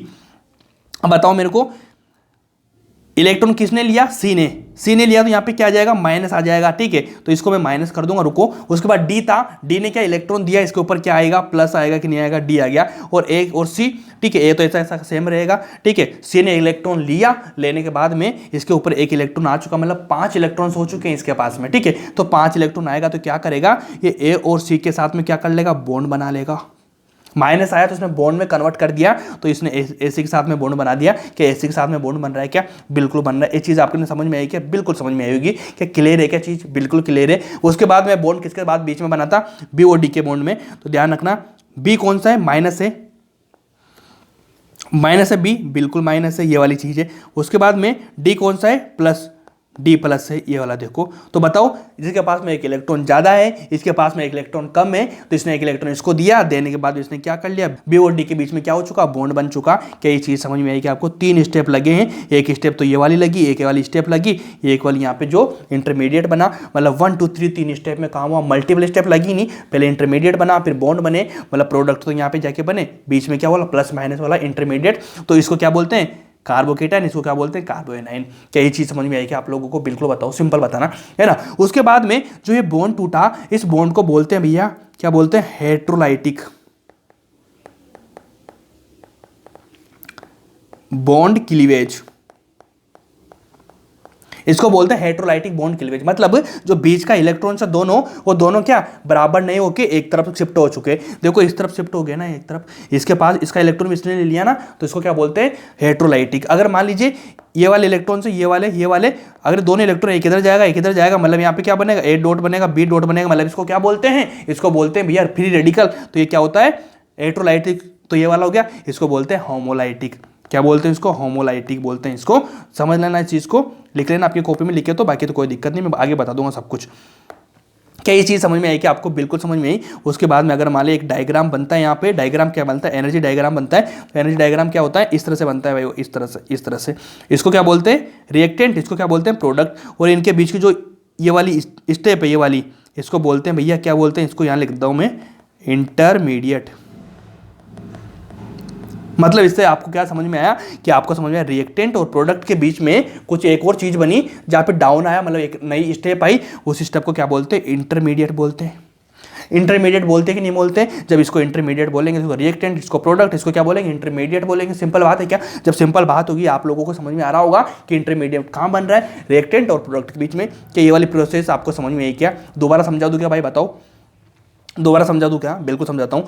ए बी था, सी डी था, एसी के बीच में बॉन्ड बना, आपको समझ में आया होगा फर्स्ट स्टेप में। उसके बाद में क्या था, ए बी था, इसने इलेक्ट्रॉन लिया, लेने के बाद में इसके ऊपर प्लस आया, इसके ऊपर माइनस आया, ठीक है। फिर यहाँ से क्या किया, एसी के बीच में बॉन्ड बनाना है क्योंकि, तो ए था, ए के साथ में सी और डी ले लिया मैंने, लास्ट वाला कहाँ गया, ए वाला ले लिया मैंने। तो इसने क्या किया, इसने इलेक्ट्रॉन लिया, माइनस इसके ऊपर प्लस आया, ये बॉन्ड बन गया। उसके बाद लास्ट में बी और डी के बीच में बॉन्ड बनाना है आप लोगों को, ये वाला। उसके बाद में अगर मान लीजिए दोनों इलेक्ट्रॉन एक तरफ शिफ्ट हो जाएंगे, मतलब हेट्रोलाइटिक, इसको हेट्रोलाइटिक बोल दिया। होमोलाइटिक कब बोलेंगे, जब दोनों इलेक्ट्रॉन क्या हो जाएंगे, दोनों तरफ बढ़ जाएंगे, एक एक इलेक्ट्रॉन, यहाँ पे फ्री रेडिकल बना लेंगे, इसको क्या बोलेंगे, होमोलाइटिक बोलेंगे।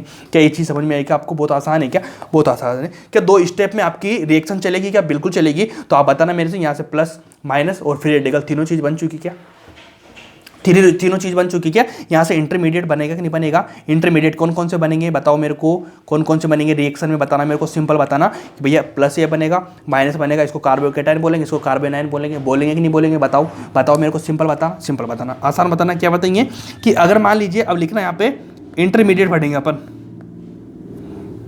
क्या पढ़ेंगे भाई, इंटरमीडिएट पढ़ेंगे अपन, ठीक है। इंटरमीडिएट कहाँ पे बनता है, मल्टीपल स्टेप में बनता है क्या, सिंगल स्टेप में इंटरमीडिएट बनता है क्या, मैं बोलूंगा नहीं, मल्टीपल स्टेप की बात होगी तो वहाँ पे इंटरमीडिएट बनेगा। और इंटरमीडिएट बनेगा तो मेरे को इतना बताओ, इंटरमीडिएट कुल कितने टाइप के होते हैं, मैं बोलूंगा भैया इतने हजारों टाइप के होते हैं, हजारों। लेकिन अपन कितने टाइप के पढ़ेंगे, अपन पढ़ेंगे 6 टाइप के इंटरमीडिएट पढ़ेंगे। 6 टाइप के इंटरमीडिएट कौन कौन से पढ़ेंगे, फर्स्ट नंबर का डालना, फर्स्ट नंबर का कौन सा होगा, फर्स्ट नंबर का होगा भैया कार्बोकेटाइन। क्या होगा फर्स्ट नंबर का, कार्बोकेटाइन। इसको डिनोट कैसे करते हैं, सी से, समझ में आया। सेकंड नंबर का पढ़ेंगे अपन कौन सा, कार्बो एनाइन। कार्बो एनाइन को डिनोट कैसे करते हैं, सी माइनस से, ठीक है भाई। उसके बाद थर्ड नंबर का पढ़ेंगे अपन फ्री रेडिकल। फ्री रेडिकल मैंने बता दिया आप लोगों को, जब इलेक्ट्रॉन्स दोनों एक एक तरफ जाएंगे तो फ्री रेडिकल बनेगा डॉट जैसा। फ्री रेडिकल इसको कैसे डिनोट करेंगे, सी के ऊपर डॉट लगा के, सी प्लस, ठीक है। तो ये तीन है जो मेनली अपन को पढ़ना है, ये रिएक्शन से बनते हैं, रिएक्शन में बनते हैं, बहुत इंपॉर्टेंट है, इसको लगा लेना स्टार। तीनों चीज़ों को पढ़ेंगे, स्टेबिलिटी देखेंगे, सब कुछ पढ़ेंगे, कैसे पढ़ेंगे हर चीज़ में बता दूंगा आपको बहुत ईजी भाषा में। उसके बाद में फोर्थ नंबर का और फिफ्थ नंबर का जो आता है अपना, ये बिल्कुल अपने टॉपिक के बीच में आएंगे, इतना काम का नहीं है, बहुत आसान सी चीज़ है, बहुत फ्री है, तो इनसे मतलब नहीं है, बस 3 से मतलब है इसको, लेकिन पढ़ लेंगे अपन कौन कौन सा। एक तो बनता है बेंजीन, एक बनता है भैया नाइट्रीन, ठीक है, एक बनता है भैया कार्बिन, कार्बिन बनेगा, सी ए लिख लेना यहाँ पे, सी ए कार्बिन। ये 3 पढ़ेंगे तो इन 3 को क्या लेस इंपॉर्टेंट बोल देना, ये तो बस एक एक लाइन के शब्द है, मैं बता दूंगा, बीच में पढ़ेंगे, पहले इनको 3 को अच्छे से पढ़ेंगे डिटेल में, इनको तो क्या अपन टॉपिक में लिंक करके पढ़ लेंगे। ये बिल्कुल आसान चीज़ है, एक एक लाइन कीजिए 2-2 मिनट की, तो फोकट क्या बढ़ाना इनको, इतना काम की चीज़ नहीं है, बस इनके बारे में बताना, बेंजीन क्या होता है, कार्बिन क्या होता है, नाइट्रीन क्या होता है। लेकिन 3 इंपॉर्टेंट है जो कौन कौन से, कोई भी आपसे पूछेगा भैया इंटरमीडिएट कौन कौन से होते हैं, आप सिंपली बताएंगे कार्बोकेटाइन, कार्बोएनाइन, फ्री रेडिकल, इनके बारे में डिटेल से पढ़ेंगे अपन। कैसे पढ़ेंगे डिटेल से, क्या इन तीनों को पढ़ेंगे अपन, एक एक लाइन से पढ़ रहे हैं ना अपन ने, क्या रिएक्शन करी, सिंगल स्टेप हुआ वो बताई, मल्टीपल स्टेप वाली बताई, मल्टीपल स्टेप में बीच में बना इंटरमीडिएट, तो मैंने इंटरमीडिएट के बारे में पढ़ा रहा हूँ, पॉइंट टू पॉइंट बिल्कुल क्रिएट करूंगा आपकी मैं ऑर्गेनिक केमिस्ट्री को, ऑर्गेनिक आपकी बहुत बेहतरीन हो जाएगी, जैसे इनऑर्गेनिक हुई थी। क्या सिंपल चीज समझ में आएगी आप लोगों को, बिल्कुल आई, तो मेरे को इतना बता दो कि मैं फर्स्ट नंबर का हेडिंग है जो अपना मैं डाल दूं, क्या बोलो डाल दूं, क्या मैं फर्स्ट नंबर का हेडिंग अपना डालूंगा, वो क्या है भैया, कार्बोकेटाइन। कार्बोकेटाइन के बारे में पढ़ेंगे भाई। अब कार्बोकेटाइन कैसे बनता है, मैंने आपको एक ही चीज बता चुकी है, कैसे बता चुकी है। देखो कार्बन होता है, कितने बॉन्ड होंगे, 4 बॉन्ड होंगे। कौन कौन से बॉन्ड होंगे बताओ मेरे को, Cl इसके साथ में जुड़ा, क्या 3 बॉन्ड और 4 बॉन्ड जुड़े कि नहीं जुड़े, इसके साथ में बताओ मेरे को, 4 बॉन्ड जुड़े। तो अब मेरे को इतना बताओ, क्या मैंने क्या मैंने इनऑर्गेनिक केमिस्ट्री में पहले चैप्टर में आपको इलेक्ट्रोनेगेटिविटी पढ़ाई थी क्या, एन पढ़ाई थी क्या? बिल्कुल पढ़ाई थी। तो एन की क्या कैरेक्टर होता है, एन क्या करता है, एन क्या करता है भाई, इलेक्ट्रॉन को अपनी तरफ अट्रैक्ट करता है। उसका नेचर होता है इलेक्ट्रोनेगेटिविटी क्या होती है, जिसकी इलेक्ट्रोनिटी हाई होती है वो क्या करता है, कम लो एन होता है ना एटम, लो एन एटम से क्या अपने तरफ इलेक्ट्रॉन को अट्रैक्ट करता है। जब अपनी तरफ इलेक्ट्रॉन को अट्रैक्ट करेगा, इधर ले लेगा, तो इसमें क्या प्लस बनेगा कि नहीं बनेगा बताओ, इस पर क्या माइनस बनेगा कि नहीं बनेगा। इसने इलेक्ट्रॉन को लिया, मेरी तरफ ले लिया, इससे इलेक्ट्रॉन कम हो चुका, प्लस बनेगा कि नहीं बनेगा, प्लस बनता है तो अपना क्या कार्बोकेटाइन कहलाता कि नहीं कहलाता बताना। कार्बोकेटाइन जब कहला देगा तो जब यहाँ से इलेक्ट्रॉन निकला कार्बोकेटाइन कहलाएगा। तो मेरे को इतना बताओ कि यहाँ पे इन दोनों में कार्बन और क्लोरीन में किसकी इलेक्ट्रोनेगेटिविटी ज्यादा होगी, आप बोलेंगे Cl की ज्यादा होगी भैया, कार्बन की कम होगी। जब इसके पास में 2 इलेक्ट्रॉन होंगे, जब इसकी इलेक्ट्रोनेगेटिविटी ज़्यादा होगी तो ये क्या करेगा, इलेक्ट्रॉन को अपनी तरफ अट्रैक्ट करेगा कि नहीं करेगा, कर लेगा। करने के बाद में मेरे को इतना बताओ, सिंपल बताना कि भैया यहाँ पे जो कार्बन था, कार्बन में कितने बॉन्ड थे बताओ मेरे को, कार्बन पे 3 बॉन्ड थे कि नहीं, 3 बॉन्ड थे। उसके बाद में एक इलेक्ट्रॉन इसने ले लिया, तो यहाँ पे क्या बनेगा बताना मेरे को, प्लस बनेगा कि नहीं बनेगा, प्लस बनेगा। सिंपल बताना, प्लस बना कि नहीं बना, बन चुका है, बिल्कुल आसान भाषा में बना कि नहीं बना, बिल्कुल बन चुका ना, बिल्कुल आसान है क्या। उसके बाद में यहाँ पे क्या में एक वेकेंट ऑर्बिटल हो जाएगा, क्योंकि इलेक्ट्रॉन कहाँ होते हैं, इलेक्ट्रॉन होते हैं ऑर्बिटल्स में, ऑर्बिटल्स में होते हैं ना इलेक्ट्रॉन्स। तो मेरे को इतना बताओ कि यहाँ पे कोई वेकेंट ऑर्बिटल होगा कि नहीं होगा, क्योंकि यहाँ का इलेक्ट्रॉन कहाँ होते हैं, ऑर्बिटल्स में होते हैं, वहाँ से इलेक्ट्रॉन निकल चुका है, तो वहाँ से वेकेंट ऑर्बिटल बचेगा कि नहीं बचेगा, इसके पास में प्लस आ चुका, मतलब वेकेंट ऑर्बिटल तो होगा ना।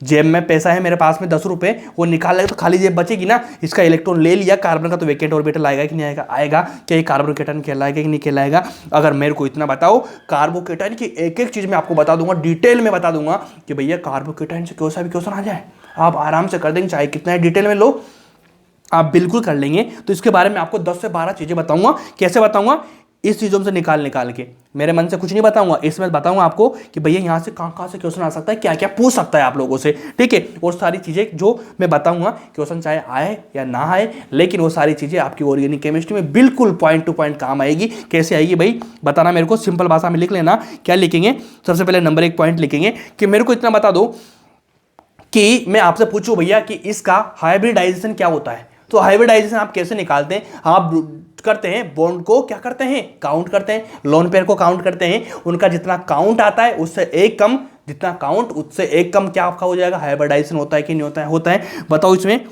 1 बॉन्ड 2 बॉन्ड 3 बॉन्ड आ रहा है, क्या प्लस को काउंट करेंगे, नहीं करेंगे। किसको करेंगे, लोन पेयर होगा तो काउंट करेंगे। क्या 3 काउंट मेरा आया क्या, जब मेरा 3 काउंट हो जाएगा तो 3 के बदले इसका हाइब्रिडाइजेशन क्या हो जाएगा, sp2 होगा कि नहीं होगा।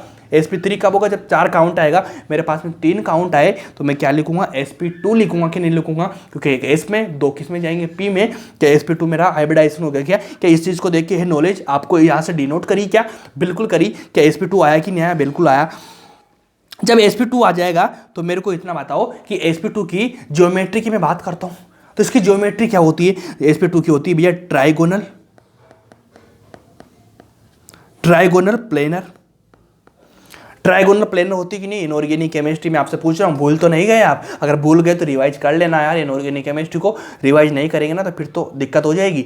मेरा इतना चिल्ला के पढ़ाना बेकार चला जाएगा भाई, बेकार मत जाने देना भाई, ठीक है ना। बहुत अच्छे से पढ़ना, बहुत शानदार तरीके से पढ़ना। कॉपी के बाहर एक भी क्वेश्चन नहीं मिलेगा आपको, बस कॉपी तो पढ़ लेना राजा, मजा आ जाएगा आप लोगों को यार। सुनो, sp2 आ रहा है, इसका हाइब्रिडाइजेशन, जब इसका sp2 आया तो इसका जो ज्योमेट्री हो क्या हो जाएगी, ट्राइगोनल प्लेनर होगी कि नहीं होगी, मेरे को बताओ। जब ट्राइगोनल प्लेनर हो जाएगी, मतलब इसका sp2 आ रहा है, अगर मैं बात करूं इसकी बॉन्ड एंगल की, तो sp2 में बॉन्ड एंगल क्या होता है भाई, वो होता है 120 डिग्री।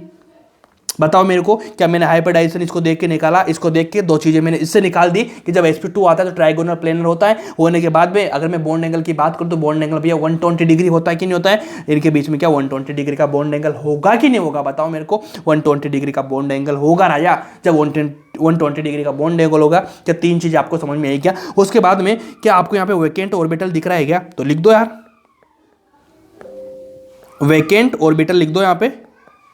मतलब आपको हर चीज देनी है जो आपको दिख रही है। क्या वेकेंट ऑर्बिटल आपको दिखा क्या, मैं बोलता हूँ वेकेंट ऑर्बिटल यहाँ पे आपको दिखा, ऐसे स्टार लगा लेना, ये कट मत लगाना, नहीं तो आप पता नहीं क्या समझ जाओ, ठीक है। ये वाला पॉइंट है, एक ये वाला पॉइंट है। वेकेंट ऑर्बिटल हो गया कि नहीं होगा आपका, बताओ मेरे को। उसके बाद में अगर मैं पूछूं क्या आपको कोई लोन पेयर दिख रहा है क्या, आप बोलेंगे लोन पेयर कुछ नहीं दिख रहा, 0 लिख दो भैया, लोन पेयर नहीं दिख रहा है। अगला पॉइंट लिख लो यार, अगला पॉइंट और लिखाता हूँ, बहुत सारे पॉइंट लिखा दूंगा। मेरे को इतना बताओ क्या इनके पास में कितने बॉन्ड बन रहे हैं, एक दो तीन, 3 बॉन्ड में कितने इलेक्ट्रॉन्स होंगे? आप बोलेंगे 6 इलेक्ट्रॉन्स। अगर मैं आपसे पूछूं क्या यार इसका ऑक्टेट कंप्लीट है क्या, आप बोलेंगे भैया 6 इलेक्ट्रॉन है, ऑक्टेट के लिए 8 इलेक्ट्रॉन चाहिए, तो मैं क्या बोलूंगा, इसका ऑक्टेट इनकम्प्लीट है। लिख लेना, ऑक्टेट क्या होता है? इनकम्प्लीट होता है। ये जो भी चीजें मैं लिखा रहा हूं ना, ये कभी भी पूछी जा सकती है आपसे कि कार्बोकेटाइन में क्या ऑक्टेट इनकम्प्लीट होता है, कंप्लीट आपको लिखना है, भैया ने लिखा है था। हाइब्रिडाइजेशन पूछ ले, ठीक है, कुछ भी चीज़ पूछ सकता है आपसे, तो इसलिए मैं सारी चीज़ें बता रहा हूँ आपको, 10 से 12 चीज़ें बताऊंगा जिसमें बेहतरीन हो जाएगा। इसमें से 9-10 चीज़ें तो आपको ध्यान में रखनी है, और एक जो लास्ट की चीज़ होगी ना, उससे सारे क्वेश्चन होंगे। क्वेश्चन कैसे करना है, स्टेबिलिटी वाला, कार्बोकेटाइन की स्टेबिलिटी क्या होती है वो वाला बता दूंगा, वो किस पे डिपेंड करता है, उस चीज़ से सारी चीज़ें चलेगी, बहुत आसानी से चलेगी। कैसे चलेगी मैं बता देता हूँ।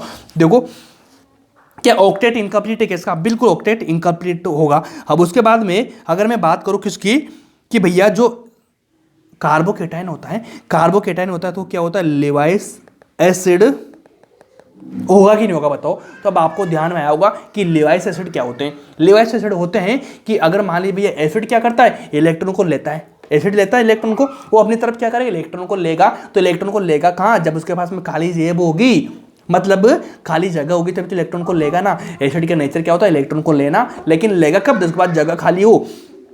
तो मेरे को इतना बताओ, क्या इसके पास में वेकेंट ऑर्बिटल है क्या, मतलब इलेक्ट्रॉन को ले सकता है क्या, जगह खाली है? तो हाँ, ये लेवाइस एसिड होगा। तो यहाँ पे लगा दो, टिक लगा दो, हाँ लेवाइस एसिड होगा। यहाँ पे लिख दो एस। होगा कि नहीं होगा? बिल्कुल होगा। अगर मैं बात करूँ लेवाइस बेस की बताओ मेरे से, लेवाइस बेस, तो लेवाइस बेस होगा क्या? लेवाइस बेस का मतलब होता है इलेक्ट्रॉन को देना, क्या इसके पास देने के लिए, किसके पास तो खाली जगह है भाई, लोन पे होंगे तब देगा ना, तो मतलब लेवाइस बेस नहीं होगा। इसको लिख के काट देना ताकि आपको पता रहे। लेवाइस बेस के लिए इलेक्ट्रॉन देने के लिए इलेक्ट्रॉन होना चाहिए, इसके पास में इलेक्ट्रॉन नहीं है तो मतलब ये लेवाइस बेस नहीं होगा। क्या ये चीज़ समझ में आई कि आपको आसानी से आई क्या? उसके बाद में कुछ और पॉइंट बताऊँ क्या, मैं कुछ और पॉइंट बताऊँ। कभी कभी आपने सुना होगा इलेक्ट्रोफिलिक,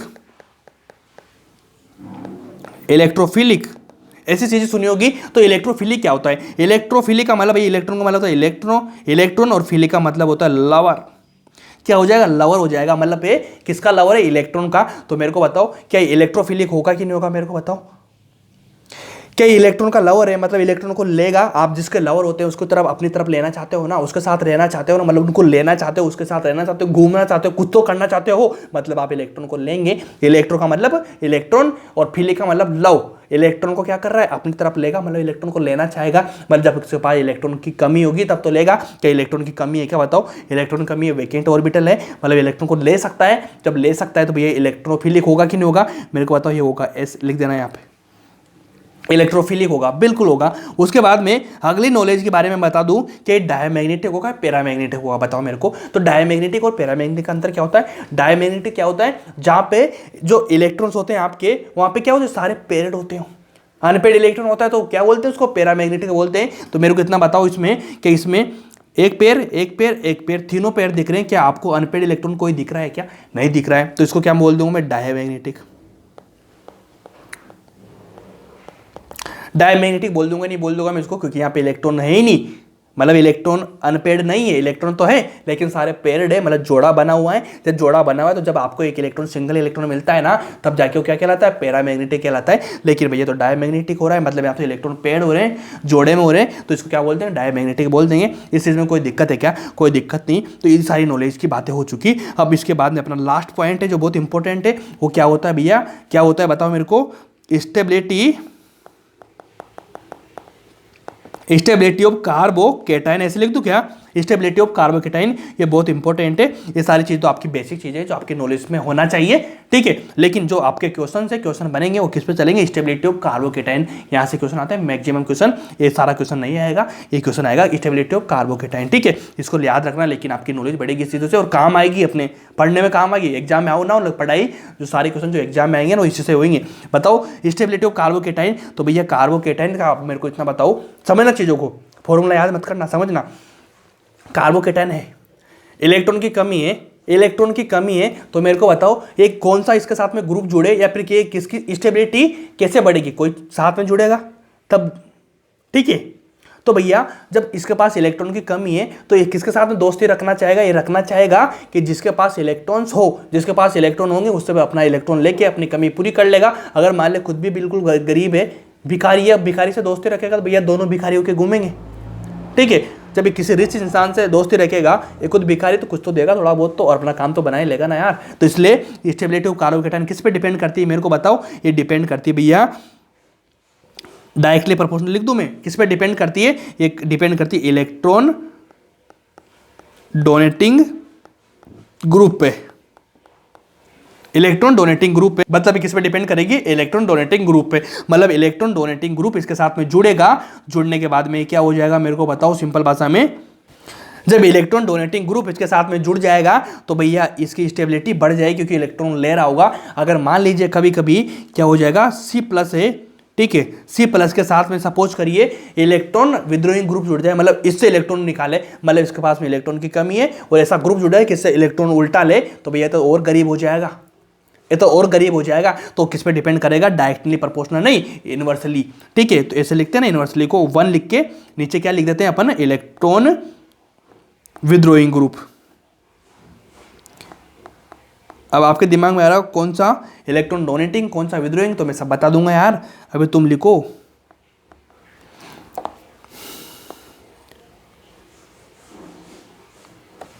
इस चीज से आप क्या समझे मेरे को बताओ, इस चीज से क्या समझे आप, इस चीज से आप सिंपल समझे होंगे कि अगर मान ली कार्बन के साथ में इलेक्ट्रॉन डोनेटिंग ग्रुप जोड़ेंगे तो जितना बड़ा ग्रुप उतनी इसकी स्टेबिलिटी बढ़ती जाएगी। और इसका मतलब क्या होता है, कार्बन केटाइन से अगर मान लीजिए आपने इलेक्ट्रॉन विद्रोही ग्रुप जोड़ दिया तो जितना बड़ा एक ग्रुप जुड़ेगा इतनी इसकी स्टेबिलिटी कम होती जाएगी। मतलब समझो कि यहाँ से एक ग्रुप जुड़ा जो 1 इलेक्ट्रॉन ले रहा है तो इसकी स्टेबिलिटी और कम हो जाएगी। अगर मान ली कोई बड़ा ग्रुप जुड़ा उसको 2 की जरूरत है, 2 लेगा यहाँ से, तो भैया और इलेक्ट्रॉन की कमी हो जाएगी, मतलब और ज्यादा स्टेबिलिटी डाउन हो जाएगी। तो इसका उल्टा चलेगा, मतलब ये बढ़ेगा तो ये घटेगा, यहाँ पे ये बढ़ेगा तो ये भी घटेगा, बढ़ेगा, ठीक है, ये भी बढ़ेगा, ठीक है।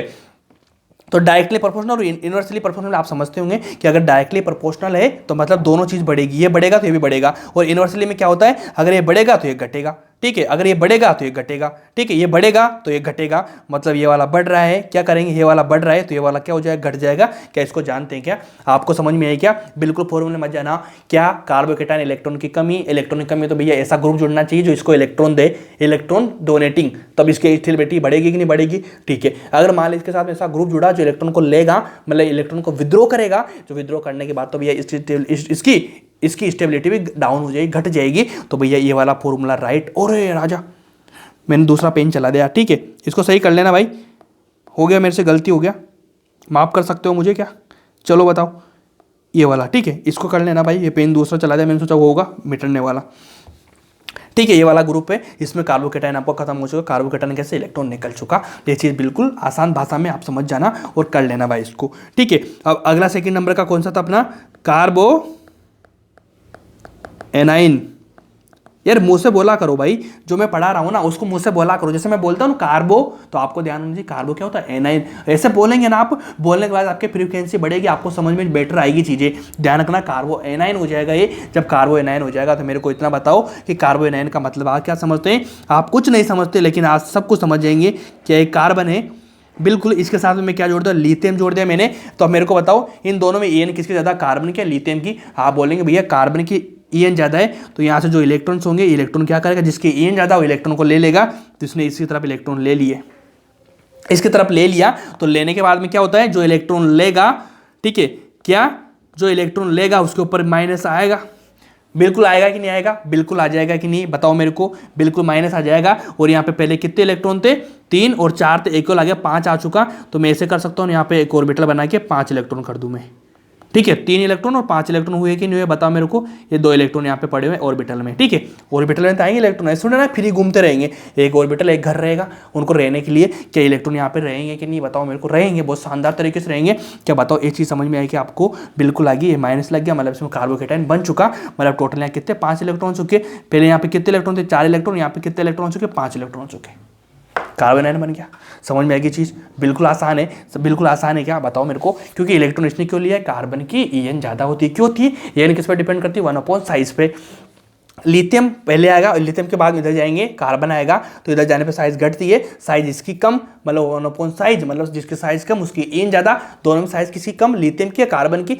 कार्बन की साइज कम मतलब EN ज़्यादा, लिथियम की कम, जिसकी EN ज़्यादा वो इलेक्ट्रॉन को लेगा, लेने के बाद में ये चूज बना लेगा, यहाँ पे प्लस लगा देगा या माइनस लगा देगा, इलेक्ट्रॉन लिया है मतलब माइनस हो जाएगा, इलेक्ट्रॉन बढ़ जाएगा मतलब 5 हो जाएंगे, लोन पेयर बन जाएगा, क्योंकि 4 थे 3 मैंने यहाँ पे लिखा दिया। इस तरह से काम करेंगे। इसके बाद में वो सारी चीज़ें लिखेंगे जो मैंने आपको पे लिखा है। आपको क्या लिखेंगे, सबसे पहले बताओ मेरे को इसका क्या क्या बताया। सबसे पहले चीज़ मैंने क्या बताई थी, मैंने बताया था हाइब्रिडाइजेशन। हाइब्रिडाइजेशन इसका क्या होता है बताओ मेरे को। 3 तो इसके क्या बॉन्ड हो चुके, 1 2 3, उसके बाद में इसमें लोन पेयर आ चुका। अपन को पता है कि लोन पेयर आता है तो लोन पेयर को अपन काउंट करते हैं हाइब्रिडाइजेशन में। तो काउंट कितना हो गया, 1 2 3 4, 4 काउंट आ चुका। तो 4 काउंट का कितना हो जाएगा, खुद बोलना भाई, मुंह से बोलो क्या हो जाएगा। 4 काउंट मतलब sp2, नो भाई sp3, sp2 मतलब 3 काउंट, ठीक है। अगर 4 काउंट आ रहा है तो sp3 4 काउंट आया, 3 बॉन्ड 1 लोन पे 4 का मतलब 3, sp3 हुआ कि नहीं हुआ, sp3 हो चुका। जब sp3 आ जाएगा तो बच्चों के दिमाग में क्या आता है, sp3 और टेट्राहेड्रल। टेट्राहेड्रल होगा क्या, मैं बोलूंगा टेट्राहेड्रल नहीं होगा।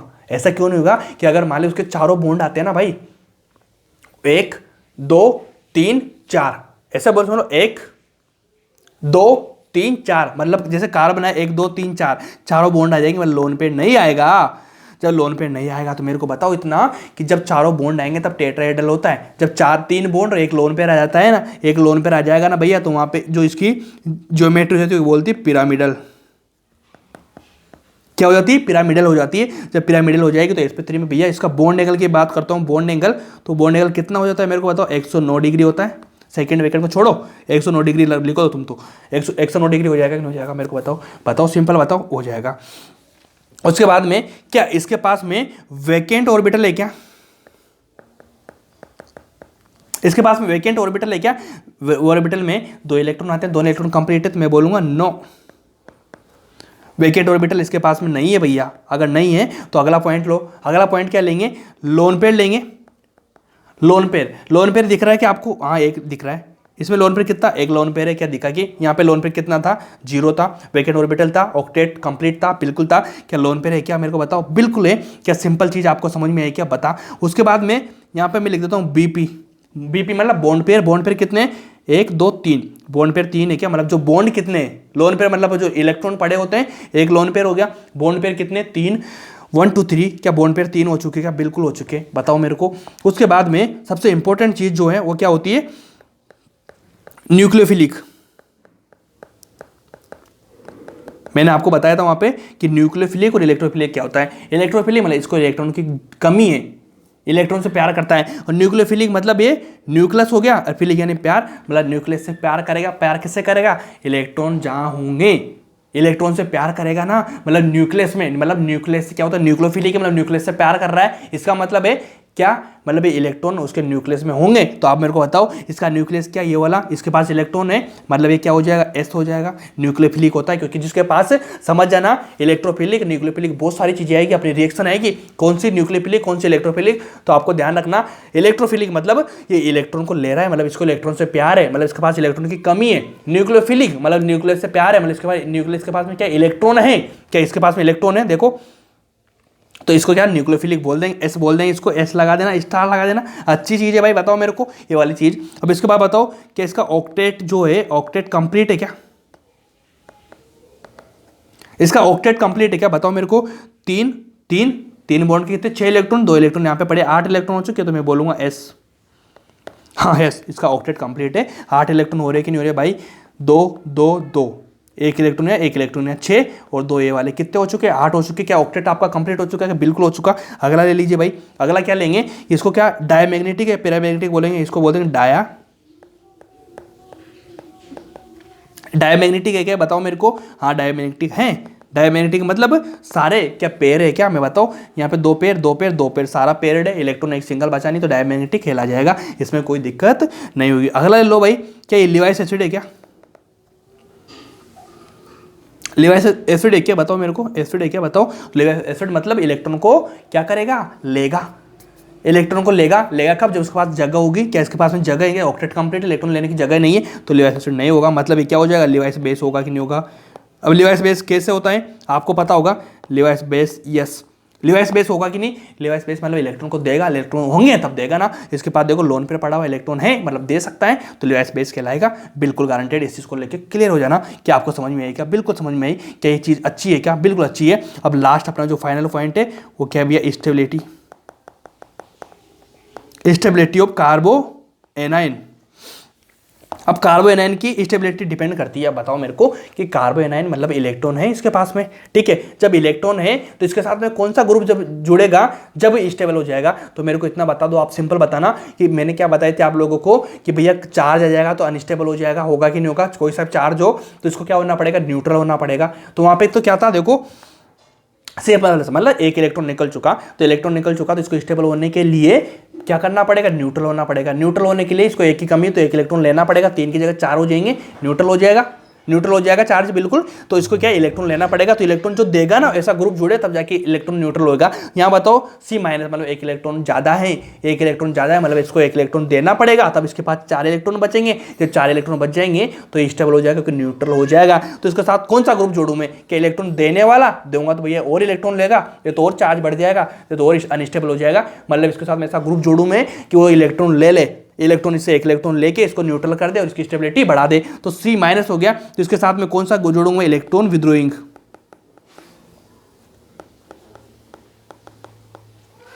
ठीक है। इलेक्ट्रॉन विद्रोइंग ग्रुप जोड़ूंगा मैं इसके साथ में, तब जाके इसकी स्टेबिलिटी बढ़ेगी कि नहीं बढ़ेगी, मेरे को बताओ। बढ़ जाएगी, क्योंकि इलेक्ट्रॉन लेके और ये क्या करेगा, इसका इलेक्ट्रॉन ले लेगा भाई। ये इलेक्ट्रॉन लेने के बाद में 5 इलेक्ट्रॉन हो रहे हैं, C माइनस 4, 1 माइनस 1 इलेक्ट्रॉन आ गया। तो मतलब एक इलेक्ट्रॉन लेके 4 करना देगा, न्यूट्रल कर देगा, मतलब इलेक्ट्रॉन विद्रोइंग हो जाएगा। अगर मैं बात करूँ C माइनस की, ये किस पे डिपेंड करेगा, 1/1 की बात करो तो किस पे करेगा, इलेक्ट्रॉन डोनेटिंग पे, ठीक है। इलेक्ट्रॉन डोनेटिंग का मतलब इससे आप क्या समझ पाए भाई, मेरे को इतना बताओ। इससे आप सिंपल समझोगे कि कार्बन है, ठीक है, कार्बन के साथ मैंने इलेक्ट्रॉन डोनेटिंग ग्रुप जोड़ा, मतलब ये इलेक्ट्रॉन डोनेटिंग ग्रुप जितना बढ़ेगा, ठीक है, इलेक्ट्रॉन डोनेटिंग ग्रुप जितना बढ़ेगा, इलेक्ट्रॉन डोनेटिंग ग्रुप बढ़ने के साथ साथ में C माइनस मतलब कार्बो एनाइन की जो स्टेबिलिटी वो डाउन होगी कि नहीं होगी, हो जाएगी, क्योंकि डोनेटिंग ग्रुप जुड़ रहा है तो इलेक्ट्रॉन देगा, जितना बड़ा उतना ज़्यादा इलेक्ट्रॉन देगा, इसकी स्टेबिलिटी डाउन हो जाएगी। तो इस पर डिपेंड करता है, समझ लेना। C प्लस मतलब इलेक्ट्रॉन किस पे, इलेक्ट्रॉन डोनेटिंग या विद्रोइंग, डोनेटिंग पे, और एक किस पे, इलेक्ट्रॉन विद्रोइंग पे, क्योंकि इसको इलेक्ट्रॉन निकालने की जरूरत है, इसको लेने की जरूरत है। C प्लस को लेने की है मतलब इलेक्ट्रॉन डोनेटिंग इसका फायदा देगा। और एक कौन सा C माइनस मतलब इसके पास इलेक्ट्रॉन निकालने, तो इलेक्ट्रॉन विद्रोइंग ग्रुप स्टेबिलिटी इसको गेंद करेगा। क्या ये चीज़ समझ में आएगी आप लोगों को, बिल्कुल ये स्टार है, इसको ध्यान रख लेना, यहाँ से क्वेश्चन बनेंगे अपने, किस पे डिपेंड करता है। अब इलेक्ट्रॉन विद्रोइंग ग्रुप कौन से होते हैं, इलेक्ट्रॉन डोनेटिंग कौन से होते हैं, मैं आगे बता दूंगा, बस आप इतना समझ लेना, इसको क्लियर आपकी बातें हो जाना चाहिए। सिंपल बात है क्या, बिल्कुल सिंपल बात है। क्या इस चीज़ को लेकर आपको मजा आया क्या, अच्छा लगा क्या आप लोगों को, अच्छा लगा होगा यार, बहुत बेहतरीन चीज़ें करवा रहे हैं अपन, ठीक है। चलो अगला लो, फ्री रेडिकल। 3 चीज़ें पढ़ने की मैंने बात बोली थी आपसे, फ्री रेडिकल करेंगे, फ्री रेडिकल करेंगे नहीं करेंगे भाई, फ्री रेडिकल। अब देखो फ्री रेडिकल क्या होता है मेरे को बताना, मैंने आपको चीज़ समझाई थी, क्या समझाई थी, एक बॉन्ड 2 इलेक्ट्रॉन, अगर ये दोनों इलेक्ट्रॉन एक तरफ ना जाके क्या करे, ये दोनों इलेक्ट्रॉन अलग अलग चल जाए, मतलब एक इलेक्ट्रॉन था, ठीक है, 2 इलेक्ट्रॉन थे, तो एक इधर गया एक इधर गया, मतलब बराबर इक्वल हो गए, मतलब होमोलाइटिक क्लीवेज हो चुका। मतलब कैसे समझना, कार्बन 3 बॉन्ड है, एक बॉन्ड इधर जुड़ा क्लोरीन के साथ में, ठीक है, तो यहाँ पे क्या हो जाएगा भाई, एक इलेक्ट्रॉन इधर आएगा, एक इलेक्ट्रॉन इधर आएगा, मतलब दोनों का बिल्कुल क्लीवेज हो चुका, एक इलेक्ट्रॉन का एक इलेक्ट्रॉन हो गया, होमोलाइटिक हो गया। तो यहाँ पे क्या चीज़ हो जाएगी मेरे को बताना, सिंपल क्या बताएंगे आप, बताओ भाई क्या हो जाएगा, बताओ ना सिंपल, कि ये वाला कार्बन 2 बॉन्ड 3 बॉन्ड जुड़े हुए हैं, उसके बाद में यहाँ पे जो इसका वैकेंट था इसमें एक इलेक्ट्रॉन आ चुका है, ठीक है, एक इलेक्ट्रॉन इधर से आया ना टूट के बॉन्ड में, तो बॉन्ड में क्या जाएगा यहाँ पे, ऐसा नहीं कि बॉन्ड बना लेगा ना, ऐसे करो, एक इलेक्ट्रॉन इसके पास में आ चुका, तो इसको कैसे डिनोट करते हैं, फ्री रेडिकल को इसको डिनोट करते हैं भैया, यहाँ पे क्या हो जाएगा, डॉट लग जाएगा, मतलब डॉट लग जाएगा, उसका मतलब ऐसे डिनोट करते हैं इसको C डॉट में, ऐसे डिनोट करते हैं इसको, हम ऐसा ध्यान रखना C डॉट में, ठीक है भाई, ऐसे हो जाएगा, मतलब बीच का इलेक्ट्रॉन इधर गया एक एक, उसके बाद में डॉट लग जाएगा, मतलब एक सिंगल इलेक्ट्रॉन आ जाएगा। बताओ मेरे को, बताओ सिंपल, बताओ सिंपल है, बिल्कुल है। उसके बाद में वही हाइब्रिडाइजेशन लिखेंगे, देखो 3 है, डॉट को गिनेंगे नहीं अपन, तो 3 है, 3 बॉन्ड मतलब sp2, ट्राइगोनल, प्लेनर, सब कुछ समझा दी ना मैंने। उसके बाद में bond angle 120 degree, 120 degree bond angle लिख लो ना, B है बॉन्ड एंगल हो गया। बस ये 3 चीज़ें समझ में आपको, बहुत आसान है। उसके बाद में मैं बात करूँ क्या इसमें वैकेंट ऑर्बिटल है? वैकेंट ऑर्बिटल है नहीं, जीरो है। वैकेंट कहाँ है भैया? ऑर्बिटल में तो इलेक्ट्रॉन पड़ा हुआ है, वैकेंट ऑर्बिटल भी नहीं होगा इसके में। उसके बाद मैं बात करूँ लोन पेयर की, लोन पेयर है, जीरो है। लोन पेयर कहाँ है? एक इलेक्ट्रॉन को लोन पेयर नहीं बोलते, लोन पेयर मतलब दो, एक पेयर होना चाहिए, 2 इलेक्ट्रॉन होना चाहिए। क्या लोन पेयर जीरो है क्या? बताओ। उसके बाद में क्या इसका ऑक्टेट बोले, ऑक्टेंट इनकम्प्लीट है? हाँ कंप्लीट है। इनकम्प्लीट होगा कि नहीं होगा? बिल्कुल यस। 6 इलेक्ट्रॉन एक साथ साथ आ रहे हैं, 8 होना चाहिए, ये वो भी हो जाएगा। उसके बाद में ये पैरामैग्नेटिक होगा। समझ गए होंगे आप पैरामैग्नेटिक क्यों होगा भाई? पैरामैग्नेटिक इसलिए होगा कि देखो एक पेयर, लेकिन यहाँ पे एक इलेक्ट्रॉन पड़ा हुआ है। मैंने बताया था पैरामैग्नेटिक के लिए भैया एक सिंगल इलेक्ट्रॉन होना चाहिए, अनपेड इलेक्ट्रॉन होना चाहिए। क्या अनपेड इलेक्ट्रॉन है तो इसलिए पैरामैग्नेटिक हो जाएगा। इसको याद कर लेना, क्योंकि क्वेश्चन ऐसे आ सकता है, बहुत इंपॉर्टेंट है कि भैया कार्बोकेटन कार्बोएनायन फ्री रेडिकल में से कौन सा पैरामैग्नेटिक होगा, तो आपको लिख देना पैरामैग्नेटिक भैया C-, मतलब सी डॉट होगा, मतलब फ्री रेडिकली क्या हो जाएगा आपका? पैरामैग्नेटिक हो जाएगा। इस चीज़ को अच्छे से कर लेना, ये काम की चीज़ है, बहुत बेहतरीन है, शानदार तरीके से इस चीज़ को चढ़ना। ठीक है, यही चीज़ थी। उसके बाद में डिपेंड करो किसकी? C stability. ठीक है, लिखो स्टेबिलिटी बात करेंगे। Stability of C dot free radical की, तो किस पे डिपेंड करती है भाई? ये डिपेंड करती है, सिंपली बताना मेरे को, ये डिपेंड करती है हाइपर कॉन्जुगेशन पे। अब आपको लग रहा होगा हाइपर कॉन्जुगेशन क्या होता है, तो मैं आपको बता दूंगा यार, सिंपल। अभी तो बहुत शुरू कर रहे हैं चीज़ों को। हाइपर कॉन्जुगेशन बहुत अच्छे से बता देंगे आपको। ठीक है भाई, क्या होता है क्या नहीं होता है, क्या ये चीज़ समझ में आएगी आपको? बहुत आसानी समझ में आएगी, क्योंकि मेरे ख्याल से तो बहुत आसान भी है और बहुत सिंपल भी है। ठीक है, कि बहुत आसान भी है और बहुत सिंपल भी है। क्या ये चीज़ें आपको समझ में आई? बहुत बेहतरीन है, बिल्कुल बेहतरीन है यार, बिल्कुल बेहतरीन है, बिल्कुल टेंशन मत लेना। ठीक है, तो आपका जो फ्री रेडिकल वगैरह सब कुछ हो सका, मतलब इसको क्या बोलते हैं? इंटरमीडिएट बोलते हैं। जो 3 इंटरमीडिएट थे उनको बता दें कौन कौन सा था? नाइट्रिन, बेंजीन, कार्बिन। ठीक है, बेंजीन, नाइट्रिन, कार्बिन, ऐसे 3 थे, उनको बाद में पढ़ेंगे। 3 इंपॉर्टेंट थे। समझ में आया आपको? आसानी से, बिल्कुल आसानी से समझ में आया होगा किस पे स्टेबिलिटी, किस पे क्या, सारी चीजें समझ लेंगे। अब अगला स्टार डाल लीजिए आप। अगला स्टार क्या डालेंगे आप? देखो यहाँ पे स्टार लिखना, अगला स्टार अपना यहाँ लगा लेना आप। उसको क्या बोलते हैं अपने पास में भैया? Electronic effect.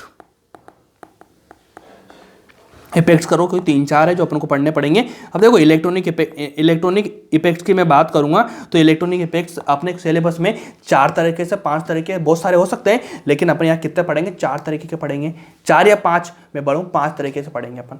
5 तरीके के इलेक्ट्रोमैग्नेटिक इफेक्ट पढ़ेंगे अपन, इलेक्ट्रॉनिक इफेक्ट पढ़ेंगे, सॉरी इलेक्ट्रॉनिक इफेक्ट अपने कितने सिलेबस में? 5 है, अपन 5 पढ़ेंगे। तो इलेक्ट्रॉनिक इफेक्ट की मैं बात करता हूँ सिंपली, तो भैया 2 तरह से डिवाइड होता है।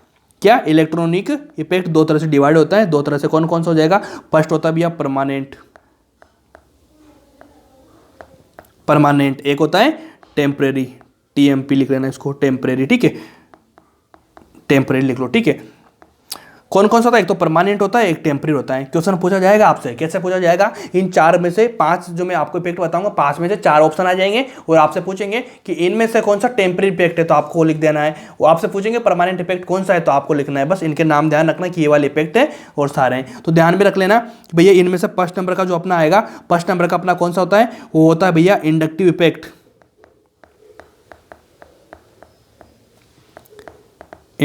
इफेक्ट। ठीक है भाई। उसके बाद सेकेंड नंबर का जो आता है अपना, वो होता है भैया मीजोमेरिक। सेकेंड है मीजोमेरिक। और थर्ड नंबर का जो अपना आता है, उसको बोलते हैं अपन, क्या बोलते हैं बताओ मेरे को? सिंपल बताना, सिंपल भाषा में। उसको बोलते हैं हाइपर कॉन्जुगेशन।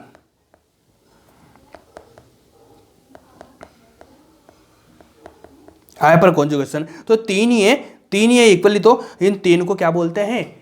बताओ मेरे को? इनको परमानेंट बोलते हैं, इंडक्टिव इफेक्ट, मीजोमेरिक, एक हाइपर कॉन्जुगेशन। उसके बाद में अगर मैं बात करूं टेम्परेरी की, तो इधर 1 नंबर है डालना, इसको बोलते हैं इलेक्ट्रॉनिक। ठीक है, तो अपने पास में मैंने कितनी चीजें बताई? 1 2 3, एक ही वाला 4 बताए मैंने। 5वां नंबर का उसको बोलते हैं रेजोनेंस। उसको इफेक्ट नहीं बोलते, रेजोनेंस को अपन अलग फॉर्म में लिखेंगे, यहाँ पे नहीं लिखेंगे, उसको अलग तरह से पढ़ाएंगे। ठीक है, आप तो 4 रखो। कौन कौन से इफेक्ट है? 4। कौन कौन से? इंडक्टिव इफेक्ट, मीजोमेरिक इफेक्ट, एक कौन सा? Hyper conjugation. तीनों कौन से हैं? ये कौन से तीनों परमानेंट है, ये वाला कौन सा परमानेंट नहीं है भाई? सिंपल बताना, बिल्कुल आसान है। क्या? बिल्कुल आसान है। अगर मैं बात करूँ इसको डिनोटिंग की, तो इसको डिनोट करते हैं M से, इसको डिनोट करते हैं आई से, इसको डिनोट करते हैं एच से करते हैं, लेकिन मैं बता दूंगा बाद में, इन दोनों का ध्यान रख लेना, ठीक है। इसको डिनोट करते हैं भाई ई से, ठीक है, इसको करते हैं एच से, ठीक है। ये वाली चीज़ समझ में आई कि आप लोगों को बिल्कुल समझ में आई। उसके बाद में लास्ट में जाके लिख लेना, इनकी मैं स्टेबिलिटी बताऊंगा आपको, तो वो होती है भैया MHI। क्या होती है? MHI ऐसे, मतलब मेसोमेरिक हाइपर कॉन्जुगेशन और इंडक्टिव इफेक्ट की। चलो इसको छोड़ो यार, छोड़ो इसको, बाद बता देंगे इसको, ठीक है। लिख लेना आप MHI के सामने लिख लेना, शॉर्ट फॉर्म में बता दूंगा, कोई नहीं। चलो आपको इतना बताओ कि इलेक्ट्रॉनिक इफेक्ट आपने पढ़े क्या? इलेक्ट्रॉनिक इफेक्ट कितने पढ़ेंगे अपन? 4 पढ़ेंगे। 4 कौन कौन से पढ़ेंगे? परमानेंट और टेम्परेरी। टेम्परेरी बस सिंपल है कि कौन सा? इलेक्ट्रोमेरिक। इलेक्ट्रोमेरिक है ई, इलेक्ट्रोमेरिक टेम्परेरी। बाकी जो 3 है कौन कौन से? Inductive, mesomeric, hyper conjugation. तीनों क्या है? तीनों क्या भाई? टेम्परेरी है क्या परमानेंट है? परमानेंट है। ये तीनों परमानेंट रहेंगे कि नहीं रहेंगे बताओ मेरे को। बिल्कुल तरीके से इस चीज़ों को करेंगे, आराम से काम आपका बनेगा, ठीक है। तो नंबर 1 का कौन सा था अपना? हेडिंग डाल लीजिए। नंबर 1 का जो अपना इलेक्ट्रॉनिक इफेक्ट था उसको बोलते हैं इंडक्टिव इफेक्ट। बहुत बेहतरीन है, बहुत शानदार है, बहुत ईजी है, बहुत अच्छे से करेंगे। डालो इंडक्टिव इफेक्ट। मजा आ रहा है कि भाई? बोलो यार, तुम लोग कैसे नालायक आदमी हो, कमेंट नहीं करते हो तुम लोग, ठीक है ना? पढ़ के निकल लेते हो, 50 60 100 बच्चे पढ़ते हैं, कमेंट करके कमेंट किया करो भैया। अपना छोटा चैनल है, अच्छा लगता है 2-3 कमेंट कर दिया करो यार।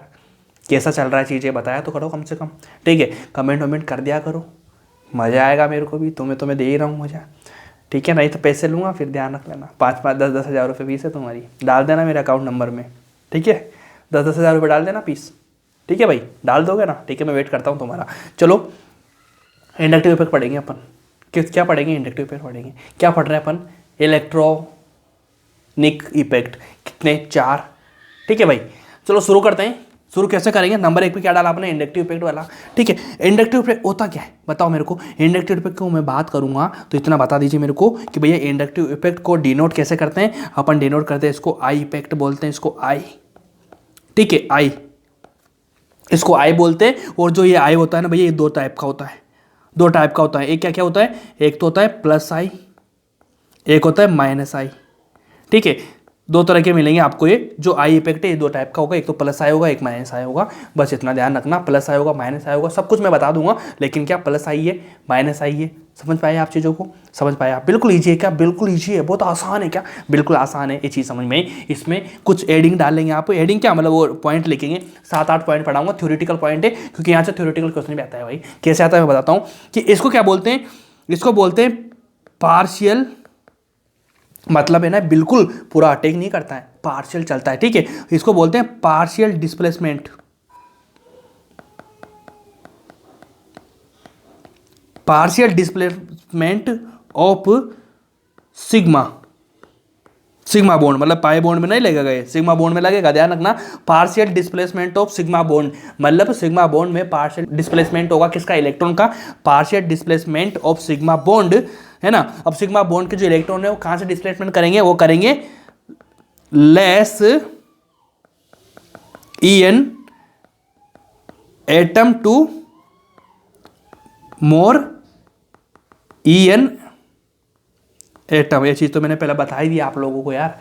क्या बताया मैंने कि भैया कम EN, एक ज़्यादा EN, तो कम EN से ज़्यादा EN अपनी तरफ इलेक्ट्रॉन को अट्रैक्ट करेगा। ये तो मैंने बोली ना कि भैया जो सिग्मा बॉन्ड रहेगा, एक EN ज़्यादा एक EN की कम, तो इधर से इलेक्ट्रॉन को अपनी तरफ अट्रैक्ट करेगा। क्या ये less EN atom to more EN atom की तरफ अट्रैक्ट हुआ क्या? इलेक्ट्रॉन्स गए क्या? तो ये वाला इफेक्ट है, यहाँ से इलेक्ट्रॉन खींचेगा ये, ठीक है। इलेक्ट्रॉन खींचेगा, ये लाइन मैंने बता दिया आपको। क्या समझ में आएगा आपको? अच्छे से समझना, इसको इसे अंडरलाइन कर लेना। मेन इफेक्ट इसका यही है, ठीक है। उसके बाद सेकंड लिख लो। क्या लिखो कि भैया क्या होगा ये? इट इज लिखो, it is observe in sigma electron. ऐसी जो मैंने लगाई वो अच्छे से लिखवा दी मैंने कि सिग्मा इलेक्ट्रॉन में करेगा। सिग्मा में क्या 2 इलेक्ट्रॉन होंगे, ये एक इलेक्ट्रॉन जाएंगे। सिग्मा बॉन्ड सिग्मा इलेक्ट्रॉन, वही तो चीज़ होती है ना। ये वाली लिख दी। अगली लिख लो भाई, क्या लिखेंगे कि इट लिखो, इट डज नॉट